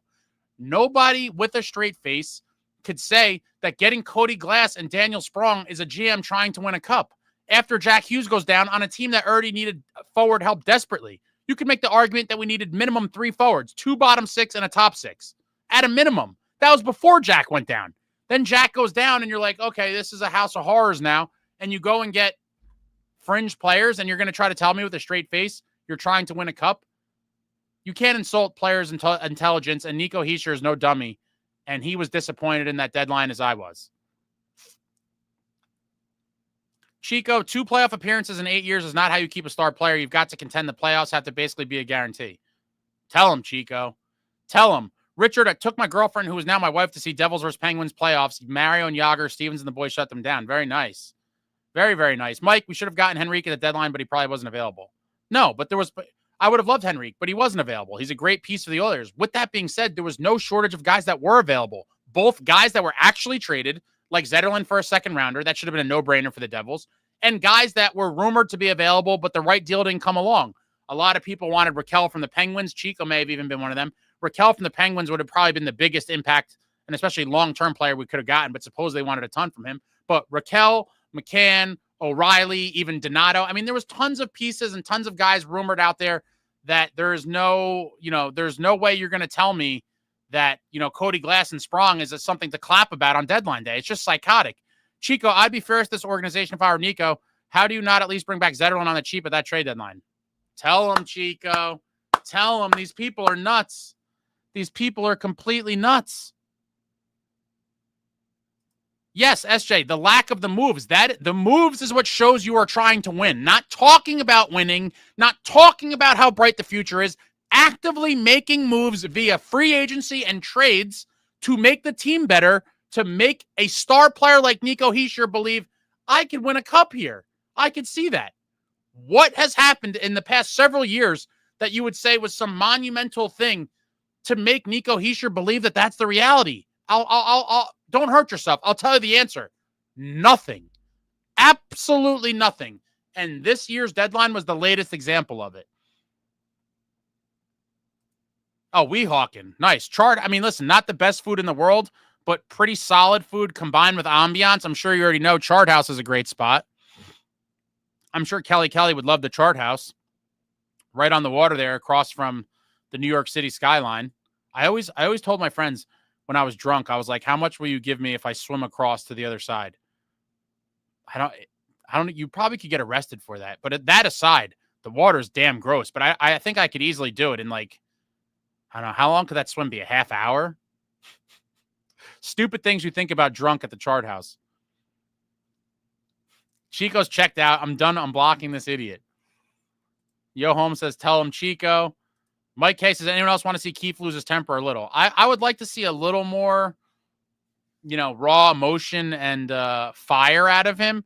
It's obvious at this juncture of the season, after game 70, that's just not who he is. And that's fine. Maybe he's a little more reserved and whatever else. Just get these guys to play with heart, man. Get them to answer with heart. Doug, playoffs are a must at this point. It's not about how far they make it. Just get in. You look at Tampa, Florida, Dallas, and Colorado, and even with Jack, Dougie, and Siegs, it wouldn't have been our year. Well, the season ain't over yet, Doug. Why don't you chill with that defeatist mentality talk? I still believe if this team gets in, and Jake Allen or Marky, but it's seemingly more and more like Jake Allen at the moment, if he stands on his head, that we have a chance of stealing some rounds. Knowles, it's tough leaving New Jersey. We do have it all, including 4 seasons and some of the best and most fun beaches on the East Coast. Never could do Cali or Florida. The pizza and bagels are trash. Yeah, pizza and bagels is huge, right? Oh, man. They are so good. If I'm being honest, I hate the winter. There's nothing good about the winter for me outside of hockey season. I would love to never have to wear jackets again or shovel snow, etc. I'd be perfectly fine with that.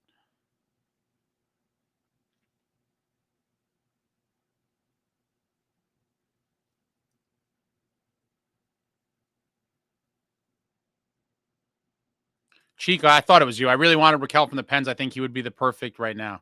Yeah, they probably wanted a fortune. I forget. I think they said he technically would be available, but you'd have to blow them away with the deal, which I guess is a sensible kind of play if you're the Penguins, right? I mean, if you have a guy like that, you're still trying to somehow figure out how to get Sid into the playoffs and maybe have a competitive team at least one more time before he hangs it up. Keeping a guy like Raquel, unless someone really overwhelms you with a trade offer, seems like a logical route to go. Traveling Devil says, here you go, Nico. Meet Sprong and Glass. Just remember, Nico, the future is bright. Oh, man. Ray says, Chart is our spot with my sis. Nice. I haven't been there in a while. I used to go there way more often. Always good service, always good food. It's a Landry group-owned restaurant. I believe Fertitta. One of the Fertitta brothers owns that whole group, I think. Always good stuff there. Doug, one season breaking a franchise record and beating our rivals in 7 games is the only highlight of Jack, Nico, and Jesper's career. That has to change. It's 2025 now, guys. Completely agree. But people like SJ talking about the guy stroking himself to being in the discussion. Who the hell cares about being in the discussion? That's even more of a disgrace. That somehow the team bamboozles the fans and the media to believe that they're going to be something, and then they go out there and lay a dud with no help from the front office. It's disgusting. I now you guys are getting me fired up. SJ, I feel the offseason was pretty good, though. Nico saw some hope entering the year. Fitz has tried. He's a good summer general manager, but that's not what determines good general managers overall. He did have a great offseason. I praised his free agency and the Cotter trade and stealing Kovacevic from Montreal. That was all great stuff. But in the end, when it mattered most, in season, what are you going to do as an NHL general manager in season after you have a big slate of games to see kind of where your team's at, assess what you could fix, what you could tinker with, what you could add, what you can improve to really push the team towards a cup? And he put his hands in his pockets and did nothing for the second year in a row. It's just unacceptable. Mike K, the swim is harder than you realize because the current is super strong. I've actually looked into this. Trust me, that current will carry you in a different direction. I still think I eventually, granted, I never said I would get directly across. I know I could get across. It might be, a half a mile to the left or to the right, but I think I could do it. I want to do it so bad. I wanted to do it since I was younger. Chico, even if depth adds were all they could pull off, I can understand that, but only three, that's it. Even just one or two more players, I wouldn't have been happy, but I wouldn't have been this mad. Sprong hasn't played every game, and neither has Cholowski. So you're talking about a guy in glass as your only everyday player? I mean, come on. What are we talking about? You have a story about someone who tried swimming across the river? Do tell. Do tell. Chico says one more forward and one more depth minute eating D-man, and I'm at least okay with that trade deadline. Not happy, though. I still wouldn't have been okay with it, Chico. Absolutely not. You're talking about, if we're being realistic, Sprong was in the A. Out of the whole deadline, I'm saying what he brought home was a bottom six NHL player. One, Cody Glass. That's all he did. Oh, and I'll give him Dumoulin, a depth defenseman because of all the injuries. Fine. A depth defenseman and a bottom six forward. That just got us back to neutral at best case scenario, which I don't even think did that, right? You're talking about losing Dougie or losing Siegenthaler. And Jack for the year. I mean, come on. Yeah, he sucks on deadline. That's when it matters, SJ. The summer's all cutesy, fun, and games. Anyone could sign guys in the summer. Signing guys and throwing money around is easy. Anybody could do that. Can you make the moves that hurt? The moves that people deliberate about and the moves that might be questioned in the moment, trying to improve your team. And that is what he has completely and utterly failed at for the past 2 seasons in season. Traveling Devil Nico has to live through the Devils bringing up AHL goalies and a college kid after Markstrom and Allen. Don't talk too much sense to these people, Traveling Devil. They don't want to hear the reality. Yeah, you're talking about a team that's talking about wanting to win a cup. We don't even have a legitimate starter in stone for beyond next season. And let's be serious. If God forbid Markstrom's done as an elite goalie, then we are going into next season without a starting goalie. It is what it is. Roman Czechmonic, I like wearing winter clothes. If the winter was shorter, it would be nice. Got to have winter to appreciate the summer. Great time to hide your weight gain. I'm out, Roman. I'm good with the fall. I'll wear this hoodies like this in the fall. That's good enough for me. I don't need to fully bundle up and freeze my ass off and numb fingers. Nah, man. Can't win the cup in July. It's true. The cup winning acquisitions are made in March and sometimes February. Traveling Devil says winter is better than 105. Real feel at 90% humidity for 5 months. Oh, you went to the extremes. Richard says 13 million LTIR and you bring in Glass and Dumoulin and Sprong. No, you go for it and show the Nikos and Jespers are serious about winning the cup. I'm so pissed off now. Congratulations, Richard. Congratulations. You're one of the, I'm not going to say the few, because I feel like at worst case, it's 50-50, but you are on the side that is not blinded by, by the smoke and mirrors. You are in touch with reality. Congratulations, Richard. You are free thinking and can see things for what they truly are. And the sad part for the people that don't agree is that the players on the team are on our side, Richard. They see reality. They see everything for what it is. And what we're saying is completely true. And if they think players don't think that way, they're insane. Completely insane. These guys want to win cups. Chico says, oh, yeah, I forgot about Cholowski. He was brutal against Philly. I'd give him another chance. I'd take a chance on him playing 14 minutes versus riding our other 5 defensemen into just complete exhaustion because Nemitz is only going to play 5. Oh, God. Flames winning the Stanley Cup. You win a regular season game. You're barely in a wild card spot. Oh, wait, I have to actually check. I don't even know if that puts you in the wild card spot because of tiebreakers and shit.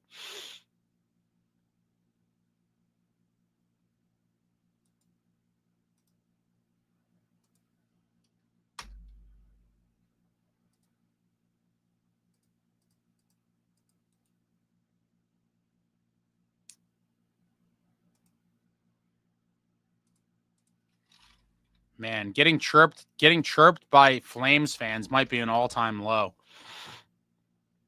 Might be an all-time low.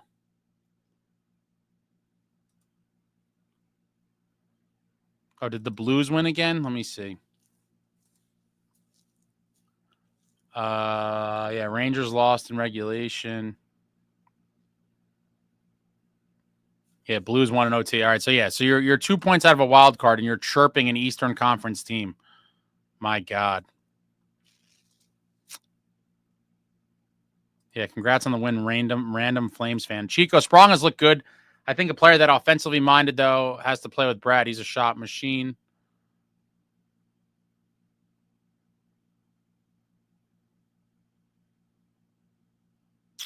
Amagi felt bad skipping over Chalowski at the season ticket holder signing event and handing my jersey to Cody. But seriously, why did we get Chalowski?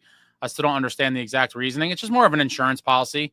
Think about this, right? There could be another injury. It'd be psychotic, but it could happen. There could be another injury, and then it's like, what now? What do you do? So it's just like an ultra depth move, and it gives you the flexibility to potentially be like, you know what? We don't want to ride Nemitz in his 9 minutes a game and kill our other defensemen, and we're going to throw him out there. I do think he should definitely play the next game. I just, if you're not going to play him at all, then it was really stupid to get him. But maybe, that Philly game scarred them and they're like, we're better off with Nemitz in his 9 minutes. I don't know. But I would throw him back out there for sure.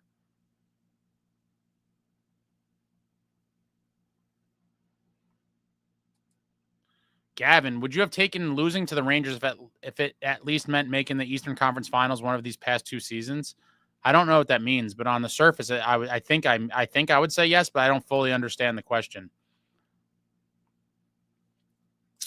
Knowles, wait, why are we panicking about Marky? Isn't like game 2 back?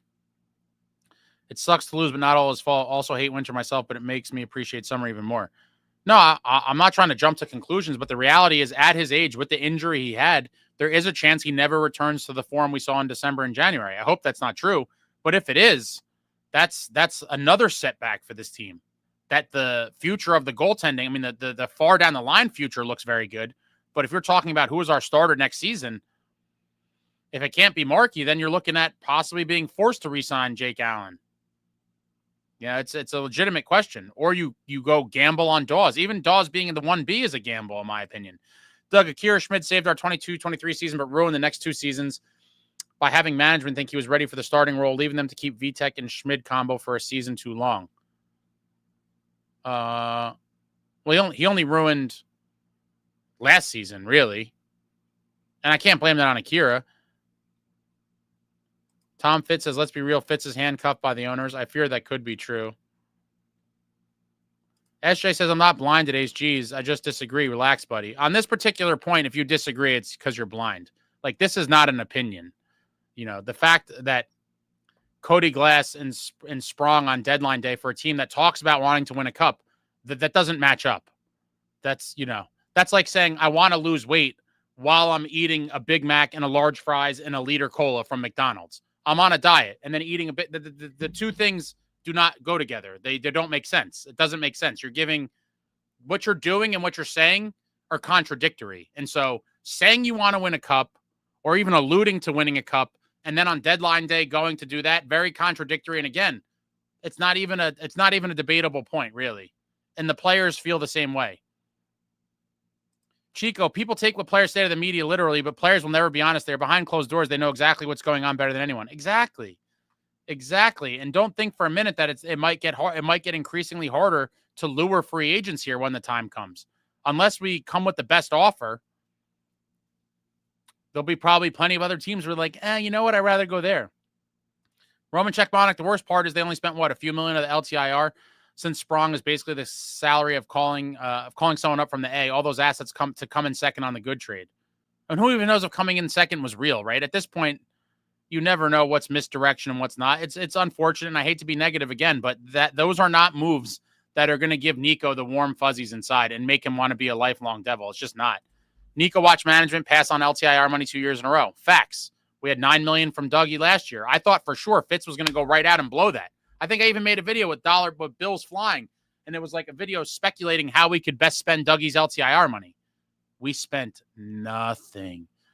Nothing. Winning organizations sitting on $9 million of LTIR money can't go out and spend that fast enough. The Tampa Bays of the world, the Vegas, they're going to go spend all that money, and then they know when their guys come back in the playoffs and they're 15, 20 million over the cap, and they have a beastly team because they exploited a loophole.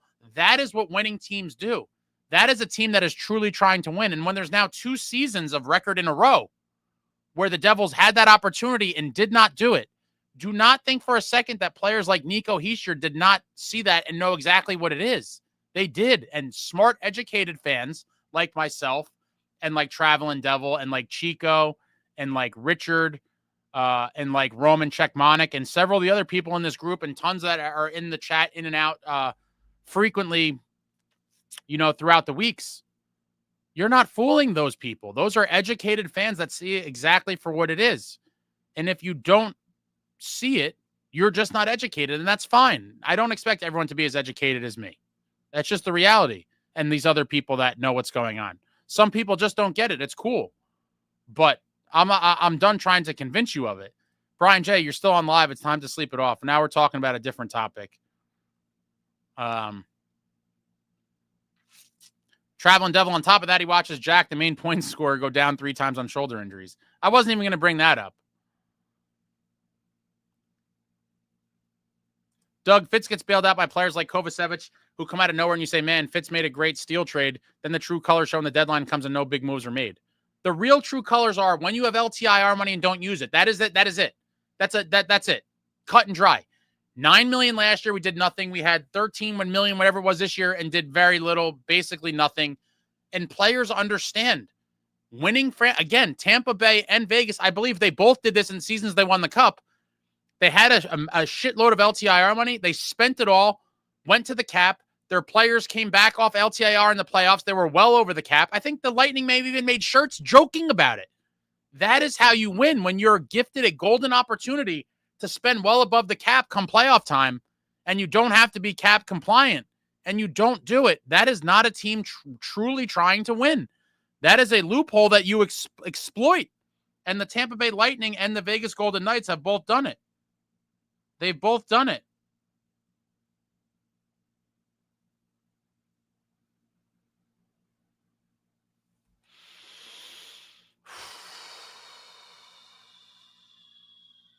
Guys got me fired up again. Traveling Devil, they say Palat and Lazaro just banged up a bit before the game. Okay. Gavin, basically, would you have been happy if a disappointing first round loss in 22-23 led to a string bounce back, making the Eastern Conference Finals or more? I mean, yeah, despite losing to your rival in these stupid scenarios, Gavin, I hate to say, I hate when people do stupid questions like this. This is a stupid question, but I'll entertain it. I'll always pick whatever results in the team going the furthest, despite losing to the rival. That does suck, and I wouldn't have all those beautiful videos that I have on my channel of Rangers fans leaving the arena like rats, or us taunting them outside the arena with their goal song playing, or all the other things that were hilarious about it and just so thrilling. I'm always going to pick whatever, in this fictitious game, I'll always pick whatever scenario has the team going the furthest. Eddie, this team cannot play 60 minutes. It's been a problem for a while that needs to change. Yeah, for sure. Not playing consistent. But the only thing that keeps me somewhat motivated or enthusiastic is that for the portions of the game that they're playing, they've shown that they could beat very good teams. They could essentially, when they're playing well, they could beat anybody. It's just, can you close out the game, and can you give enough of an effort close to 60 minutes for the whole, for a whole game and close it out? And we've now seen back-to-back nightmare third periods. It is troublesome, but I'm not going to all of a sudden be like, this team is completely cooked. Like, we still have talent on this team, and they have been playing playoff-style hockey for the past few weeks. SJ, you don't know what the player thinks. You can't assume anything. Oh, you're so wrong, SJ. Of course they think the way I do. They want to win cups, my guy. They're on the team. I'm a huge fan, as many of the people here are. We want to win cups badly. What do you think about the guy actually going out there and getting his ass kicked every night, taking a beating night in and night out, sacrificing his body in the prime years of his career? He obviously wants to win a cup, and he is no dummy. He knows what happened 2 years in a row when we had a treasure chest of LTIR money and did not use it.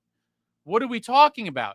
Tom Fitzgerald, Ace, regardless of it getting heated between Chico and I tonight, I appreciate all the time you put in. Thank you. Thank you for watching. Hopefully you guys could get along. Can't we all just get along? Doug, they also waited forever to get Allen and Kakinen last season, and it's funny because they had an immediate positive impact.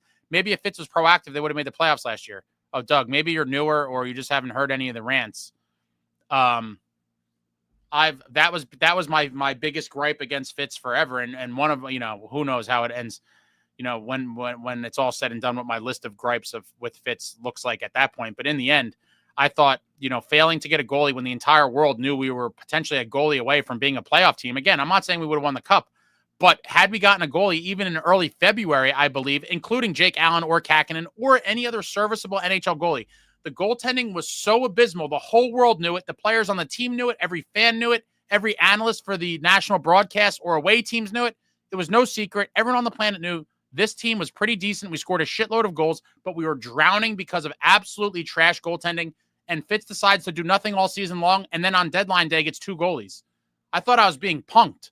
I was like, you did nothing all year long while we drowned with horrible goaltending, and then you get 2 goalies on deadline day to tease us? And like you said, you see the immediate improvement, and then everyone immediately says, what we already knew, where the hell were these goalies a month and a half ago? We could have made the playoffs, and we could have. And again, I hate to say it, but the evidence is all there now. That is a intentional tanking situation where these owners like to mail in a season and get higher draft picks. And they were ecstatic with the number 10 overall pick. That's really what happened. And it's super unfortunate. Maria D, what's up? Late night, Maria D. What's up, Ace and everyone? Was there tonight, was expecting a fight with Dermy, but no such luck. Maybe would have helped. I do believe the plan was in the third period, had we gotten that 3-goal lead, if we went up 4-1, I think McDermott would have went out there and smashed Lomborg to get some retribution for breaking Bastian's jaw. I'm super, on top of the devastating loss, I'm also devastated that we were cheated out of the Nate Bastian retribution, because that's why McDermott was put in the lineup for sure. No question about it. He was put in the lineup to handle the Lomborg, the Lamborghini as they call him. And because it was a tight game the whole way, we never got to see it.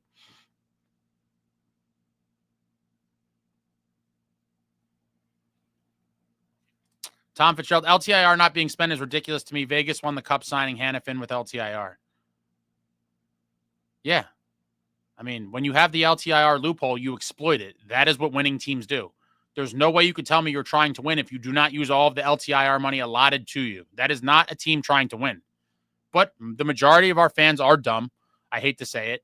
The majority of the fans of the Prudential Center, and again, I hate to be negative, but this is just the context of the conversation we're having here. I would say probably 90%. If you went around and polled 90% of people, and then maybe it's 80, but it's very high, 80 to 90%. If you walked around, and this obviously includes children and everyone there. If you ask them if they know what what LTIR is and the whole concept of long-term injured reserve and the money and all of that, 80 to 90% of them don't know what the hell that is. And so they don't know what a massive failure it is to not use the money. And that is why they don't do it, because in the end, they don't care about the educated fans. We are the minority. If you're one of the people complaining about this like I am, we are in the super minority. 80 to 90% of the people have no idea what we're even talking about. And SJ is probably one of the people. No offense to you, SJ. These people probably have no idea what we're even talking about. And so they're so out of their element in the conversation that, ignorance is bliss. They have no idea what that is. They don't know that the Devils had this golden opportunity for 2 years in a row to really try to win. They don't know. And so they can't be aggravated about it because they don't know. And in the end, when 80 to 90% of your fans in your building buying overpriced tickets and garbage food and merchandise, when it's those people that are your main clients paying the money, they don't care about the minority of people like us that know what's going on. The majority of their customer base is fooled, and they're happy with that. Want some good news? It's off topic. Yeah, let's see what you got. I'll take any good news on a night like tonight. Evan says, when I was younger, I didn't even think the Flames even existed. Chico, would you rather lose the cup in 95 to win back-to-backs in 96 and 97? Gee, what do you think, man? It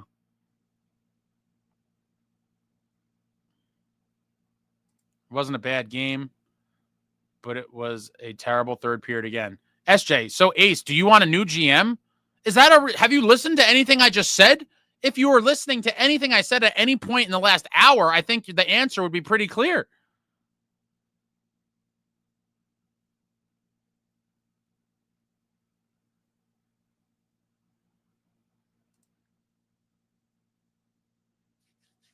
Red Devil, you guys, sometimes I feel like I am just getting trolled. Red Devil, Marky had one greasy puck slip away from him, and the other one he got a piece of. A hair to the left off the post, it would have went the other way instead of the net. Yeah, but what does that matter?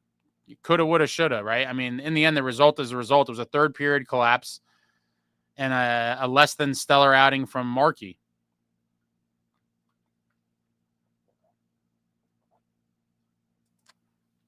Tom Fitzgerald, hey, Ace, think about it. If Fitz went out before deadline day, we wouldn't have gotten Yegorov. Yegorov was a second-round pick. We traded Marino to Utah and used a second-round pick, so I don't even know where you're coming up with that. Furthermore, Yegorov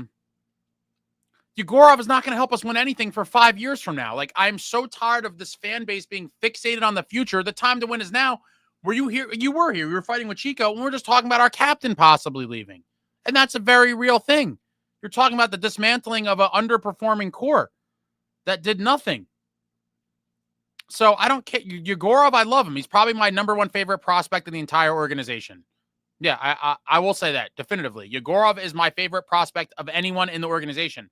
With that being said, that is another future is bright, piece. I don't care about the future right now. I care about the now. Jesperbratt and Nico Hischier in their eighth season of their careers, and they've won 6 playoff games, 1 round. What are we talking about? What are we talking about? I'm tired of the future is bright. Doug, don't get me started on the 2nd overall and 10th overall picks. You want to talk about winning a cup now? What does having Nemitz develop in the AHL and Slive and Russia do for the main roster now? 0. Welcome to the Enlightenment Club, Doug. You're one of the small percentage of the population. I wanted to trade that 2nd overall very badly for a win now piece, as I did with the 10th overall. This is just constant stroking it to how bright the future is. Again, what are we talking about? I would have traded both of them for win now pieces. I think the 2nd overall was the same year I think that Matthew Tkachuk got dealt, if I'm not mistaken, and I wanted that to be a main piece to try to get him. I don't even who even knows if we tried or not, but either way, both of those guys are not going to be mainstays on a Stanley Cup team anytime soon. So we're kicking the can down the road to continually talking about how bright the future is. I don't care about the future. We're in year 8 of Jesperbratt and Nico Hischier's careers. Like, what are we talking about? SJ, looks like Ace wants another GM, but who? Well, how many answers do you want? I don't care. A capable NHL GM. I don't have a list of guys right now. Almost any GM who's capable. Doug, trade those high-end picks for players that impact your roster right now. I'm so sick and tired of saying we want to win and then the actions speak differently. Because it's all just lip service, Doug. Because most of the fans are idiots, Doug. Like SJ. They eat that shit with a spoon. You tell them whatever they want to hear, and the future is bright. Year 8 of Nico Hischier and Jesperbratt, 6 playoff wins. What are we talking about? But the majority of the people don't get it, Doug. So that's what we're in. They're not catering to people that know what's going on. They're catering to the dumb public that buys tickets and jerseys and hot dogs and sandwiches and all the other, and $25 beers. That's who they're catering to, not to the knowledgeable fans that see that you're actively, by your actions, not trying to win. They don't even know what we're talking about right now, Doug. I believe the Tampa GM was quoted as saying a few weeks ago, because he traded a ton of first-round picks. They might not have a first-round pick for like the next 2 or 3 years. And he was like, look, he straight up said to the media, I'd rather have a roster of very good players than a stockpile of draft picks. He understands. That is a GM trying to win now. He has pieces in place to win now. He has Braden Point, Kucherov, Hedman, Vasilevsky. Like, he has a win now core, and he's maneuvering how you should. The Devils have a win now core. And what are we doing?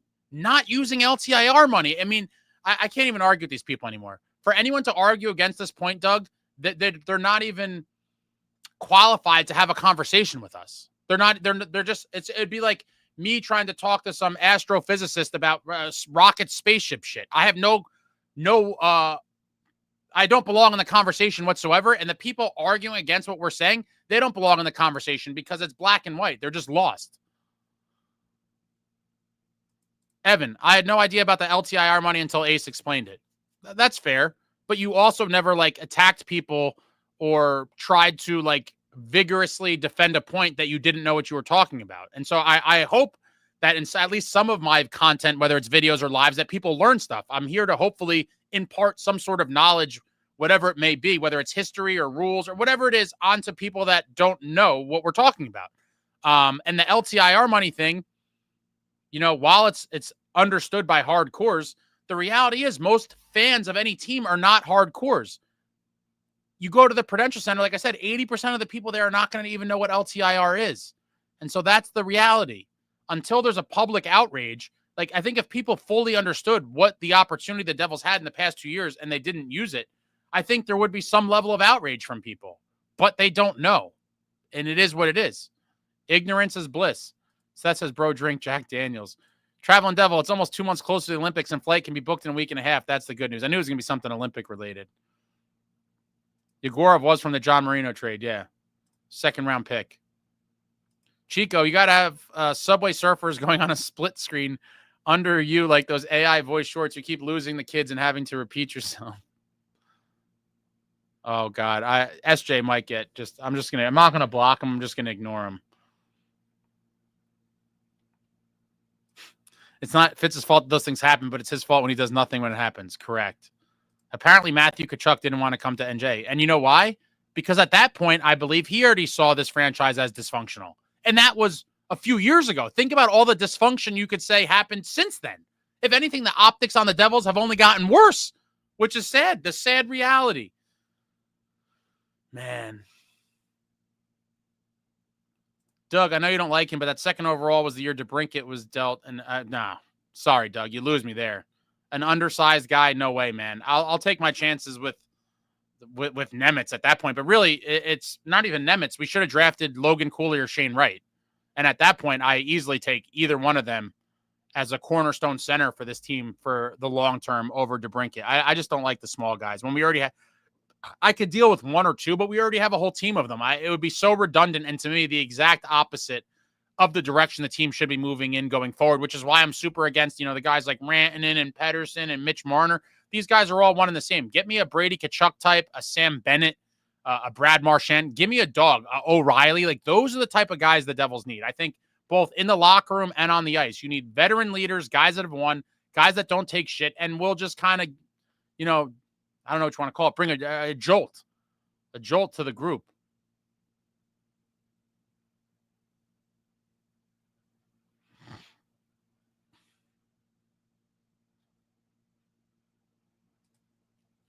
Doug says, losing Jack when our offense was terrible already should not end your season. They were scared to make moves, and Nico sees that he's not stupid.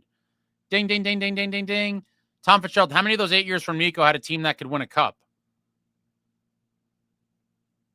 I think you're taking it one step further than it needs to be. How about we just start at the first level of it? How many of those teams made the playoffs? 2. 2 times he went to the playoffs. Give me a break.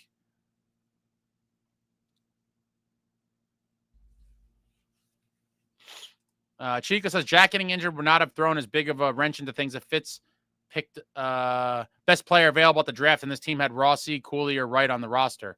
Rossi was that was the Holtz year, right, Chico? Rossi, not getting Rossi, and when we took Holtz was that big whiff. And then obviously Nemitz over Cooley or Wright was another massive whiff. Chico, Holtz was a pure, unforced error, completely nonsense. I like Nemitz, but in the moment I pick right there. Yeah. We were reaching for, I don't even know why. And I do believe the scouting reports on him were that his skating was pretty poor, which, at that age, I will always say, whenever I see scouting reports knocking a guy's skating, I always look at that as like skating is like one of the building blocks of the entire sport. Like, obviously you could work on anything and improve it, but like skating is one that you're like, holy shit, like, awareness, or hockey IQ, like all that stuff I think can be developed. But like you're talking about, a 17, 18-year-old kid, like if your skating is not great right now, I mean, yeah, it could get better, but how much better is it going to get? Like I always look at that as a kind of red flag. But yeah, that's going to go down as a terrible pick. I mean, listen, I love Cotter, but you don't want to, when you play the whole thing out, a 7th overall pick and Akira Schmid got you Paul Cotter. Like, what are we talking about?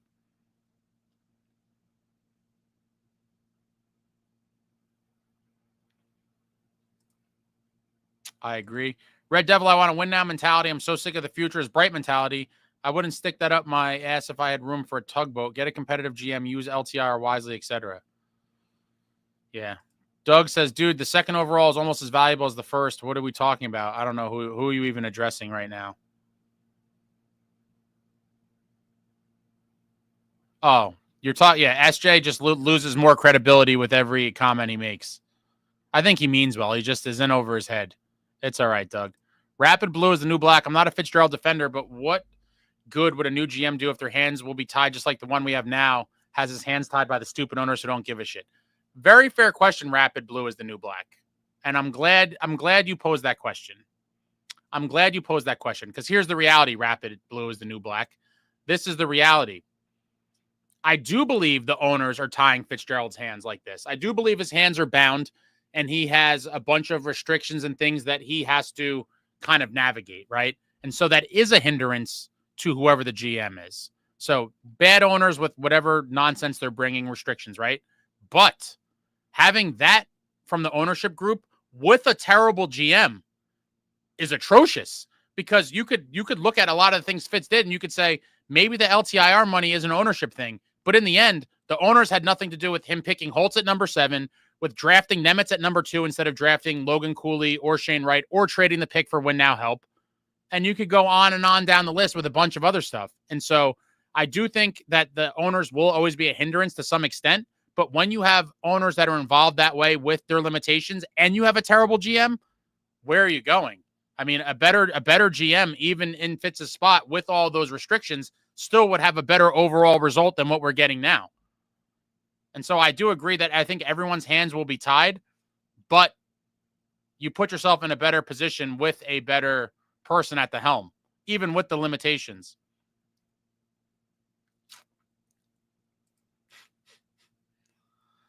Oh, man. Chico, just let it go, man. I'm just not even addressing SJ anymore. I feel bad. It's okay. He's in over his head. He's in over his head, Chico. Ray says Cooley and Wright was the right call in hindsight. Rossi was best player by a country mile at the Holtz draft. Wright was slated to go number 1 for a year, and he passes on both. For I can't skate and refused to learn Alex Holtz. Tom. Yo, Chico, you might be as fired up as me tonight, man. Just don't take the bait no more. I'm not even addressing the comments anymore. There's just been too many now. I think we're getting trolled.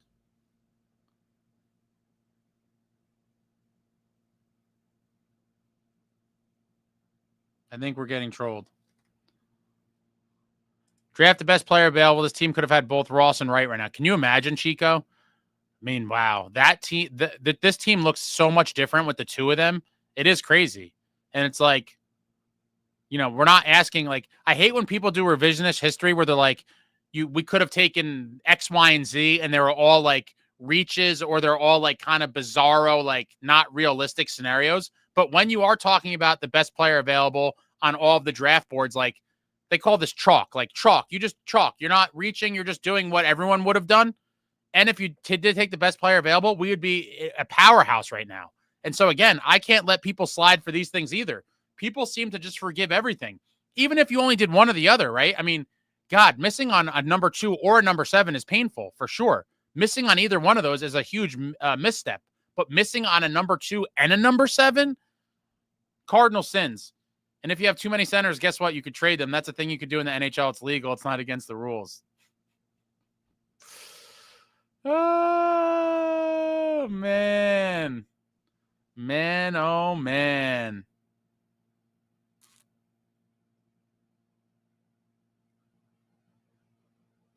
Red Devil says, if you're talking about drafting an 18-year-old player and his skating ability is a legitimate concern, congratulations. Your GM is an idiot and you just drafted Happy Gilmore. which, by the way, the Happy Gilmore 2 trailer just dropped. And, you know, while I typically hate when people do like remakes on a classic, and especially like or a second part, I should say, not a remake, a sequel to a classic. And typically the sequel could never measure up to the original for most stuff.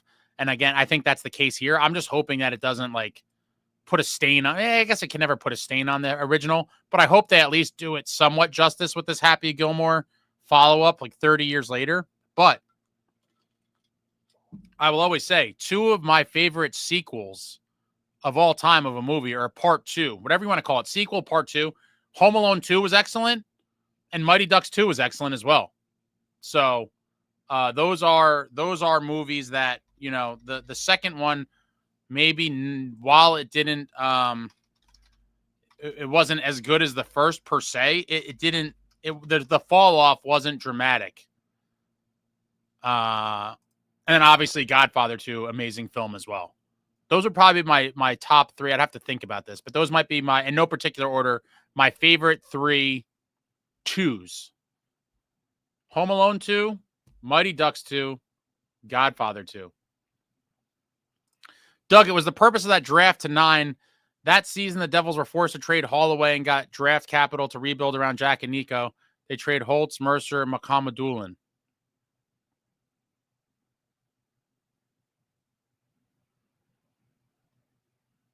Yeah, I mean, Chase Stillman, again, much lower pick in the first round, but a completely wasted first-round pick on Chase Stillman. I mean, the hit list goes on and on. On and on. Roman Czechmonic, Mercer is at least an NHL player, but that breakaway attempt was so sad that I'm not going to call him close to a good pick anymore. Off of one breakaway, I mean, I think Mercer is fairly fits overall where he was drafted, I do think.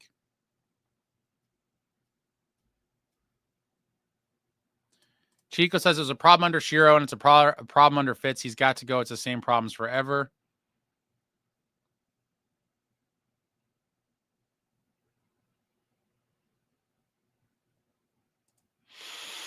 Jack, what's up, man? Ace, just going in now. What a disgrace. Back-to-back awful thirds. Very lucky with Allen the other day. Allen's the dude right now. Whatever's up with Marky, he's not it right now. I completely agree. Got to ride the hot hand. We have no more time to, to try to figure it out. I mean, listen, Marky's going to, no doubt, get a couple games in the next week and a half or so. We have a back-to-back. We got, 3 and 5.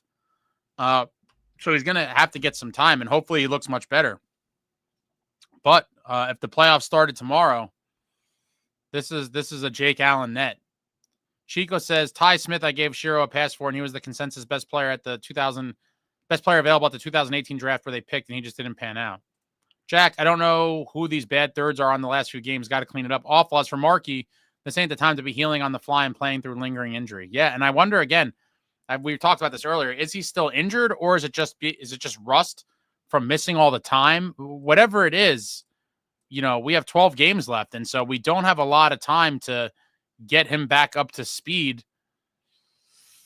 And it seems like Jake Allen's the guy right now. Jack says it's Allen's net. Enough with the nonsense. SJ, that third period was so shocking to witness. Amagi, Happy Gilmore is my favorite Adam Sandler movie without a doubt. Oh, man, it's a great one. It's hard for me to rank them. Happy Gilmore is definitely among my favorites. Happy Gilmore definitely up there. Happy Gilmore, Billy Madison. I like Big Daddy. I'm a big Daddy guy.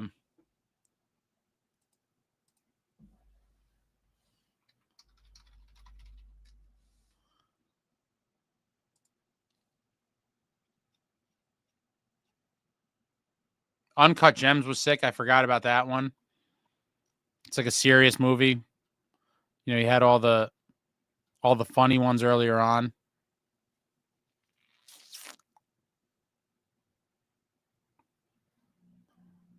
Yeah, it's tough. To pick a top 3 from him is tough, man. Happy Gilmore, Billy Madison probably have to definitely be in there. I think. I mean, it's tough. Yeah. Happy Gilmore, Billy Madison. And then you're talking about, you still have Mr. Deeds, Big Daddy, Wow. Yeah, and then you go the serious route with Uncut Gems. Then he was in that basketball movie. What the hell is the basketball movie called? That one was really good too. Hustle. My God, Adam Sandler really is a low-key, underappreciated, like, his catalog is crazy. Sandler's the man.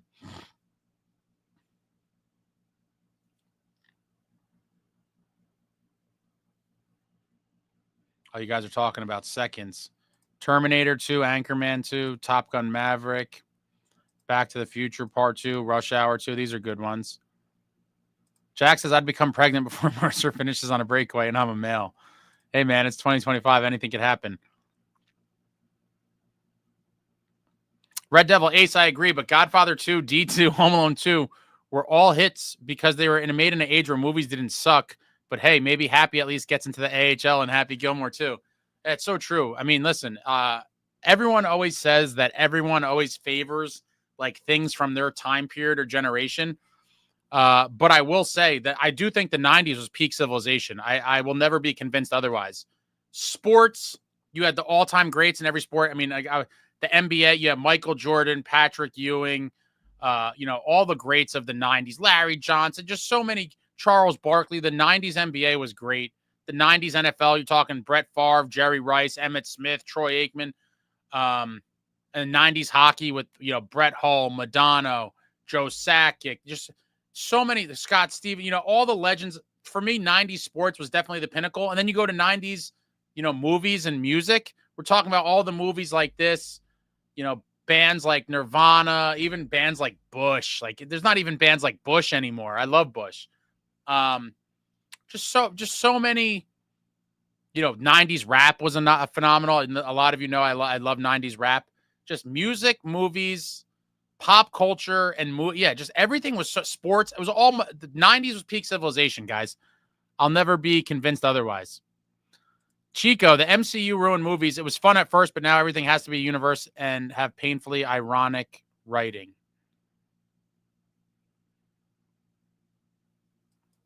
Evan, definitely agree. Marky looked good until the third. If he's hurt, don't play him. Allen would have lost this game. I think Allen could have won the game, to be honest. Red Devil says, Happy Gilmore 3, where he finally gets to play for the Adirondack Thunder. Jack says, no way, Evan. Team in front of Marky rolled over, but can't have every half-decent shot beat you. Yeah, I think Allen would have had a chance to win this game tonight. Chico says, Big Daddy was hilarious, but I wiped my own ass. Great movie. I always love the scene when the guys are rollerblading down the hill in the park and they throw the stick and you see them go tripping and they're dying laughing, or when they're slamming the cans in the grocery store. And like, what are you doing? He's like, we're going shopping, and they're denting the shit out of the cans. What a classic movie. Maria D, Uncut Gems was excellent. Very, very good. Very, very good. I think I actually saw that in the theater. I've probably only seen, because of obviously COVID played a big part in this, but I feel like in the past 8 years, I may have went to the movie theaters like 5 times. Uncut Gems Francesa film debut. Was that the film debut for Kevin Garnett? The big ticket. Chico, Adam Sandler is apparently really cool in person too, just really down to earth and normal as a guy. Normal as a guy like that can be after that much success. Yeah, he's got to be damn near a billionaire. Red Devil, I'm going to be devastated if Happy Gilmore doesn't at least get to drive the Zamboni for an ECHL team. Doug says, I hate everything from my generation. I was born too late. When were you born? When were you born, Doug? Traveling Devil, 90s was definitely peak for sure. Chico, oh man, let's talk about it. 90s video games. Street Fighter, Quake, Warcraft. A lot of those weren't my style, but Street Fighter was one of mine. But, NBA Jam, NHL Open Ice, Mortal Kombat, Sonic the Hedgehog, even the Mario Brothers was really the 80s, but it was also huge in the 90s.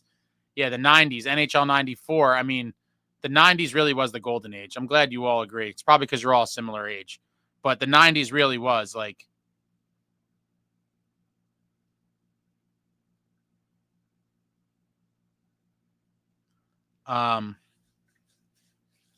peak civilization, guys, the 1990s. If you lived through it, you're blessed. You live a blessed life that you saw peak civilization.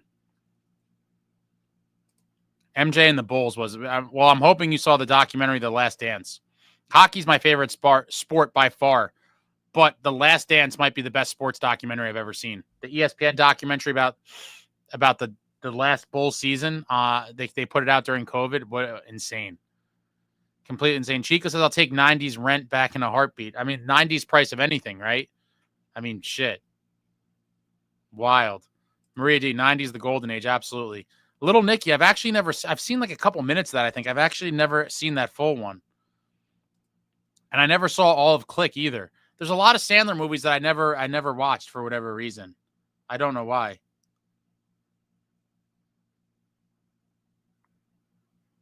I've been meaning to comb back through I've been meaning to go back through the Sandler documentary. The Sandler, my mind's shot right now, guys. I've been on here for a long time. Catalog, I guess. The catalog and check out some of the movies I missed. There was a couple others as well. NHL 94 Classic. 94 at the Blue Ice. Doug, I was born in 01. I missed out on Eddie Van Halen shredding his glorious guitar while David Lee Roth screeches his heart out. So jealous. Yeah, you missed a lot of good stuff. Roman Checkmonic says the Last Dance was all Jordan propaganda, but even so, it was so good. Oh, I mean, what do you mean by propaganda? Like, I put it this way. I didn't need the Last Dance to convince me that Michael Jordan was the greatest player of all time and one of the greatest athletes of all time. I was very well aware because I lived through it. You know, seeing the Last Dance just brought back all the nostalgia and then brought you some little chunks and tidbits that we may not have been aware of before the documentary came out. But, you know, there was nothing earth-shattering to me about the Last Dance. Like, oh, maybe Jordan is the greatest ever. Like, it was already a foregone conclusion to anyone that ever knew. Chico, The Last Dance is amazing. It's on Netflix for anyone who hasn't seen it. Ace is spot on. It's one of the best sports docs of all time. It's a must-watch. Doug, Waterboy. Oh, my God. How I can forget about the Waterboy? Shame on me. Love the Waterboy. He's spitting the cooler. Waterboy and Longest Yard are his funny football movies that I enjoy, too. Man, I love the Waterboy. Something wrong with his medulla oblongata. Chico, it's crazy how much drama the best basketball team of all time had. Yeah, Jordan was nuts. Talk about fiery competitor. He was an animal. Choking Steve Kerr. What the hell did Steve Kerr do to deserve to get choked? Traveling Devil, there are quite a few Van Halen concerts from the 80s on YouTube, Doug. Click is on YouTube. Oh, Click will be on one of the 97 streaming services I have on my television, I'm sure. Red Devil, I'd kill for 90s. Pricing in 90s. NJ Devils back in a cold minute. Well, so it's funny someone mentions that. I have this random ticket stub. I've shown these before. But this is a random ticket stub from the 1995 Cup Finals for a game that was never played. So this would have been Game 7 of the 95 Cup Finals if the Devils had home ice, which they obviously wouldn't have because they were low seed. But this is a Cup Finals Game 7 hypothetical ticket that was never played at the old arena in the lower level. 120 was the lower level at Brendan Byrne Arena. Now people hear 100, you know, at Prudential Center, the 100 level is the middle level. But in the old barn, the 100 level was the lowest level seats, the best seats. This is lower level row 1. 120 row 1. $60. Everybody collectively throw up on your keyboards with me. Row 1, which I believe was on the glass.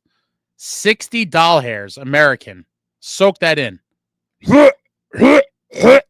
On the glass in the lower level for 60 bones for the Cup Finals. What a time to be alive. What an absolute time to be alive. Jack, Ace, guns your head, game 1 in Raleigh tomorrow. Team is preparing for war. Goalie leads the team out of the tunnel onto the ice. Is that goalie's number 25 or 34? Oh, Jack, it wasn't clear from what I said before. It's got to be 34, and it kills me to say it. I love Marky, and I believe in him, but something's going on.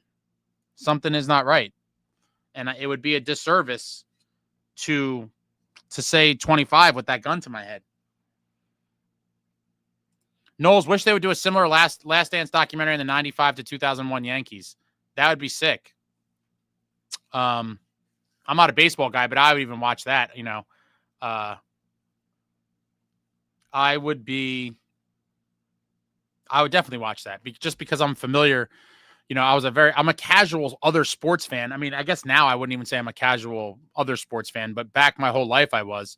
And, I was very familiar with the 90s Yankees with, the Derek Jeters and the Posadas and the Pettits, the Mariano Riveras, and some of those teams I think had Wade Boggs. And I'm familiar with a lot of those personalities, and Steinbrenner obviously adds a lot of character to the storylines. And so I would be interested personally. I'm not even a baseball or Yankee guy in watching a documentary about,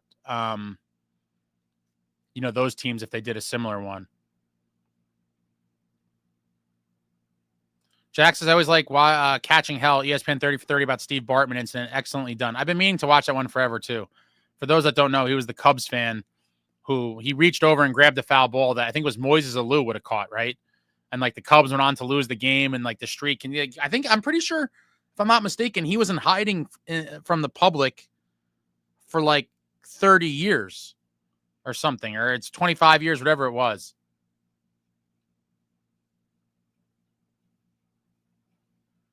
Chico, Michael Jordan would have modern NHL and NBA teams sobbing into their gear in the locker room, for sure. Roman Checkmodic made him MJ good in all situations, but he controlled the whole thing. MJ is a GOAT, but definitely was not a perfect guy over his career. I mean, who is perfect? He definitely had his flaws. And he's obviously an egomaniac still to this day. And I guess, it'd be hard not to. I can't fathom being that person, right? It's like, you'd like to think like, oh, if I was that guy, I wouldn't be an asshole. But like, he kind of is an asshole. On a totally side note, I will say I've been face to face with Michael Jordan twice in my life. And I will tell you about both of those times right now. The first time, oh shit, I hit a button. The first time I was face to face with Michael Jordan, I was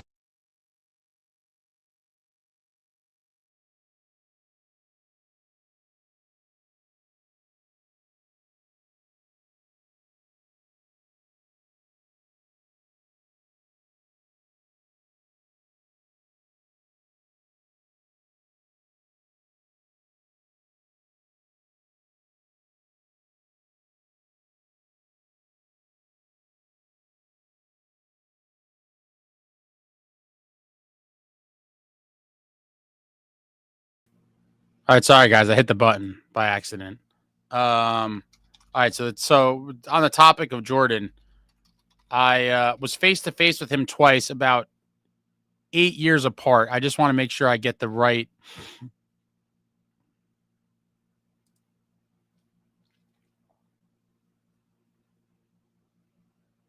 I just want to make sure I have the right year.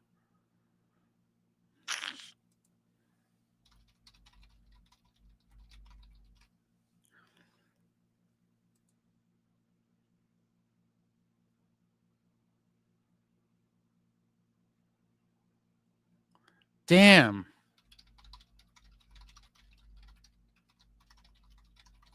Hold on. This is pissing me off now.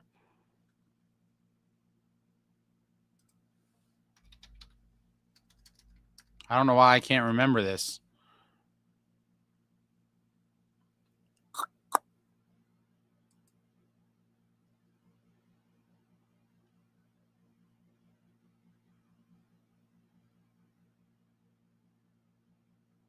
Okay, so it was the 1998 playoffs.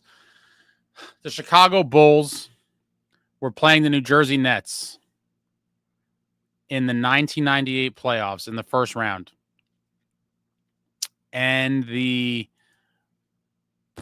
can't remember. Someone my mother worked with or something knew where the Bulls were staying and what time they were coming into town. And yeah, that's funny. Chico said MJ taking out the stream because he didn't approve the stories.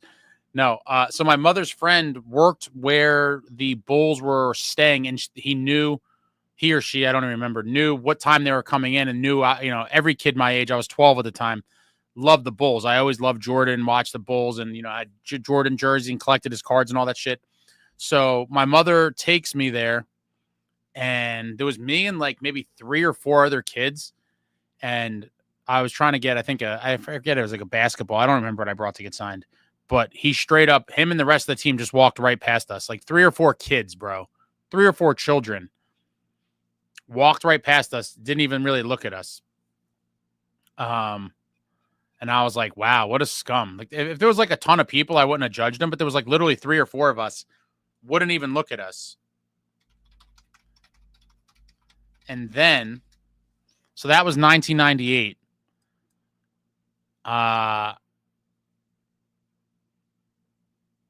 And then 7 years later, I was at a boxing fight in Tampa, Florida, of all places. I had friends that went to college there, and so did my brother. So we went down there for a weekend when it was Roy Jones versus Tarver 3. And at the time, Roy Jones Jr. was kind of at the, towards the decline of his career, I guess, sort of. And he was a Jordan brand athlete.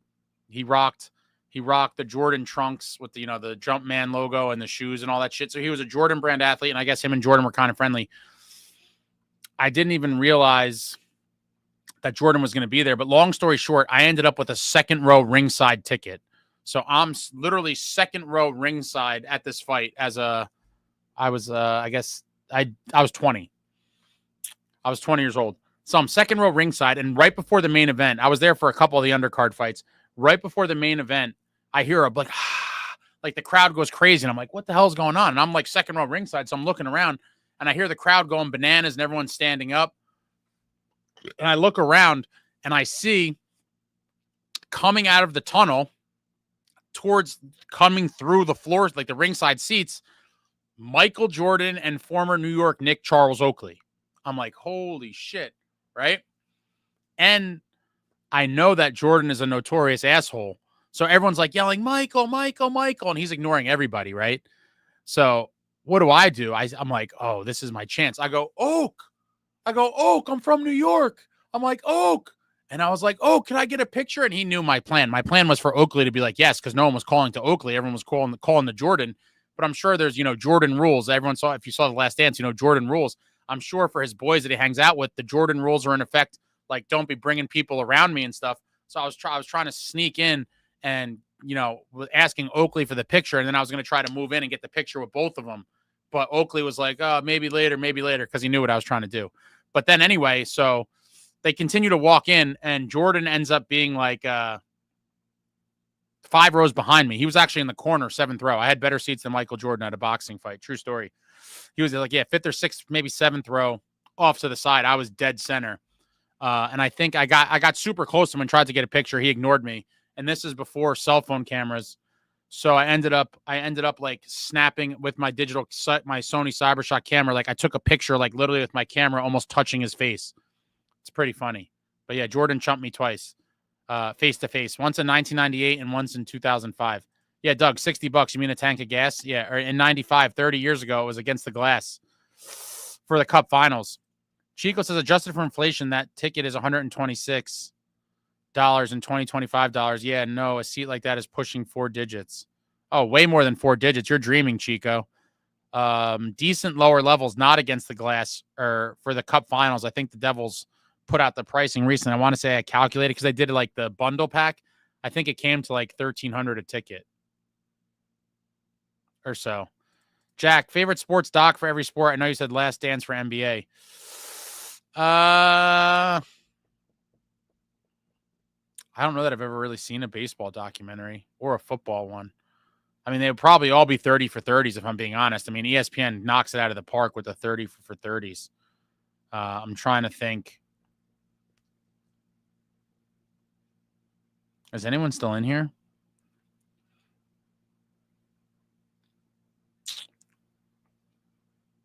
Roman Czechmonic, losing to the same team in the playoffs is top-tier sports pains. If we lose to Carolina, I'm going to be triggered beyond belief.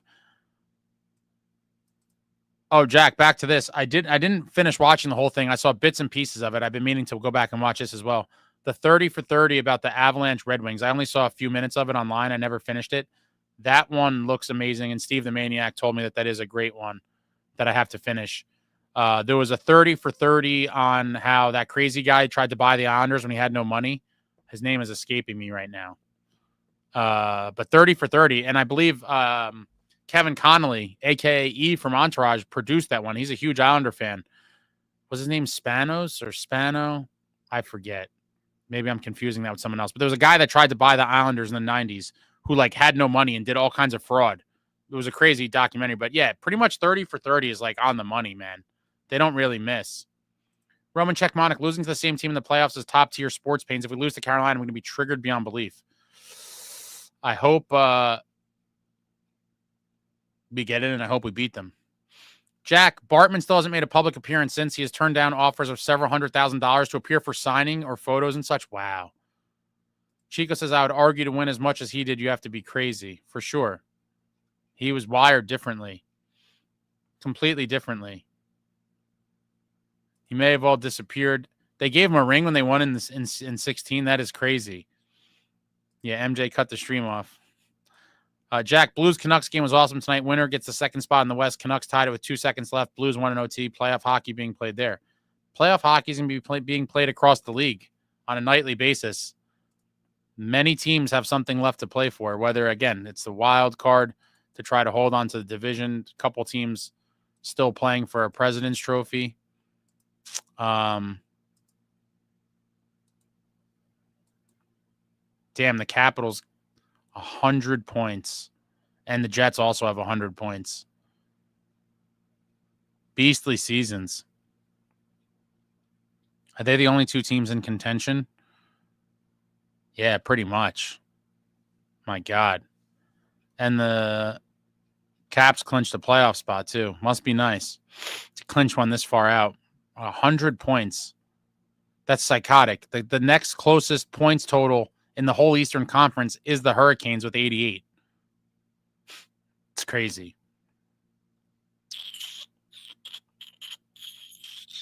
And the Jets are 10 points up on the Stars. Yeah, look, it's crazy. Capitals. If someone told me that after last playoffs, last offseason, that the Capitals were going to be in contention for the President's Trophy, I'd have been like, I want your dealer's number as well. Ted, Ace, are you going to the game this Saturday? I don't plan on it. It's definitely possible. Always a game day decision with me. Jack says we're here. Traveling Devil 30 for 30 about the Islanders is really good. Yeah, it was crazy.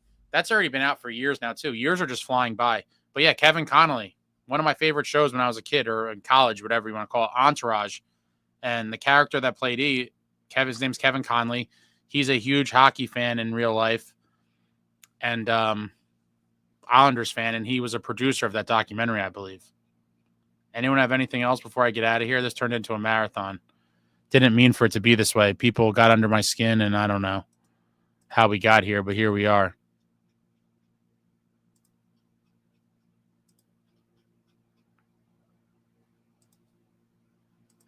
Closing time. Doug says, still can't believe they laid a turd in the third tonight. What the hell? Yeah, man. I didn't see after the last game, I'm like, the last thing they're going to do is come out for this third and allow another team to just dominate us. But sure enough, that's exactly what we got. A mere repeat of what we saw against the Jackets. And I'm disgusted. But hopefully they bounce back and use this as fuel in some way and find a way to not let it happen anymore this season. But, all this stuff it's discouraging.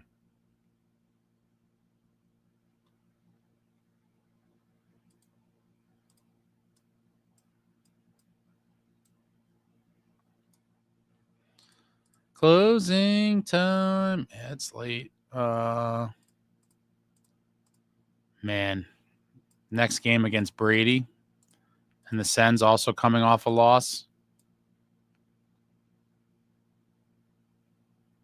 Terrible.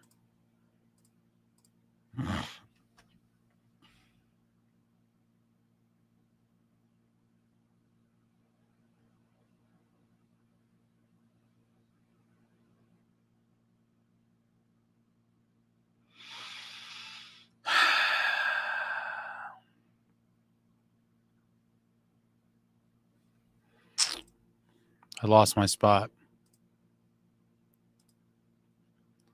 Third period, Clunkarama. Jack, let's hope the gang puts together a full 60 for Saturday against another hungry team. Yeah, another playoff game. McCurdle, Ovi scored again tonight. Spano. Is that what I said? I may have said that. What's up, Chris? I may have said Spano. That was the name I had in my head. Guy tries to buy a team with no money. I don't even understand how these things. I guess it's just like, yeah, I don't know. How do you get that far into the process of buying a team with no money? I guess it's just I think they may have actually made an American Greed about this too. Now let me look this up. I love American Greed, by the way. If you haven't seen American Greed.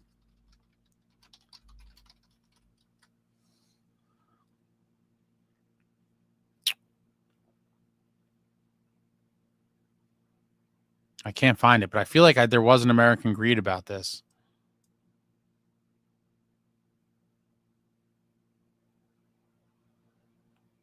John Spano is an American businessman known for his attempted purchase of the NHL's Islanders in '96. Despite posing as a wealthy financier? It was revealed he had falsified his statements, leading to his arrest and exposure as a fraud.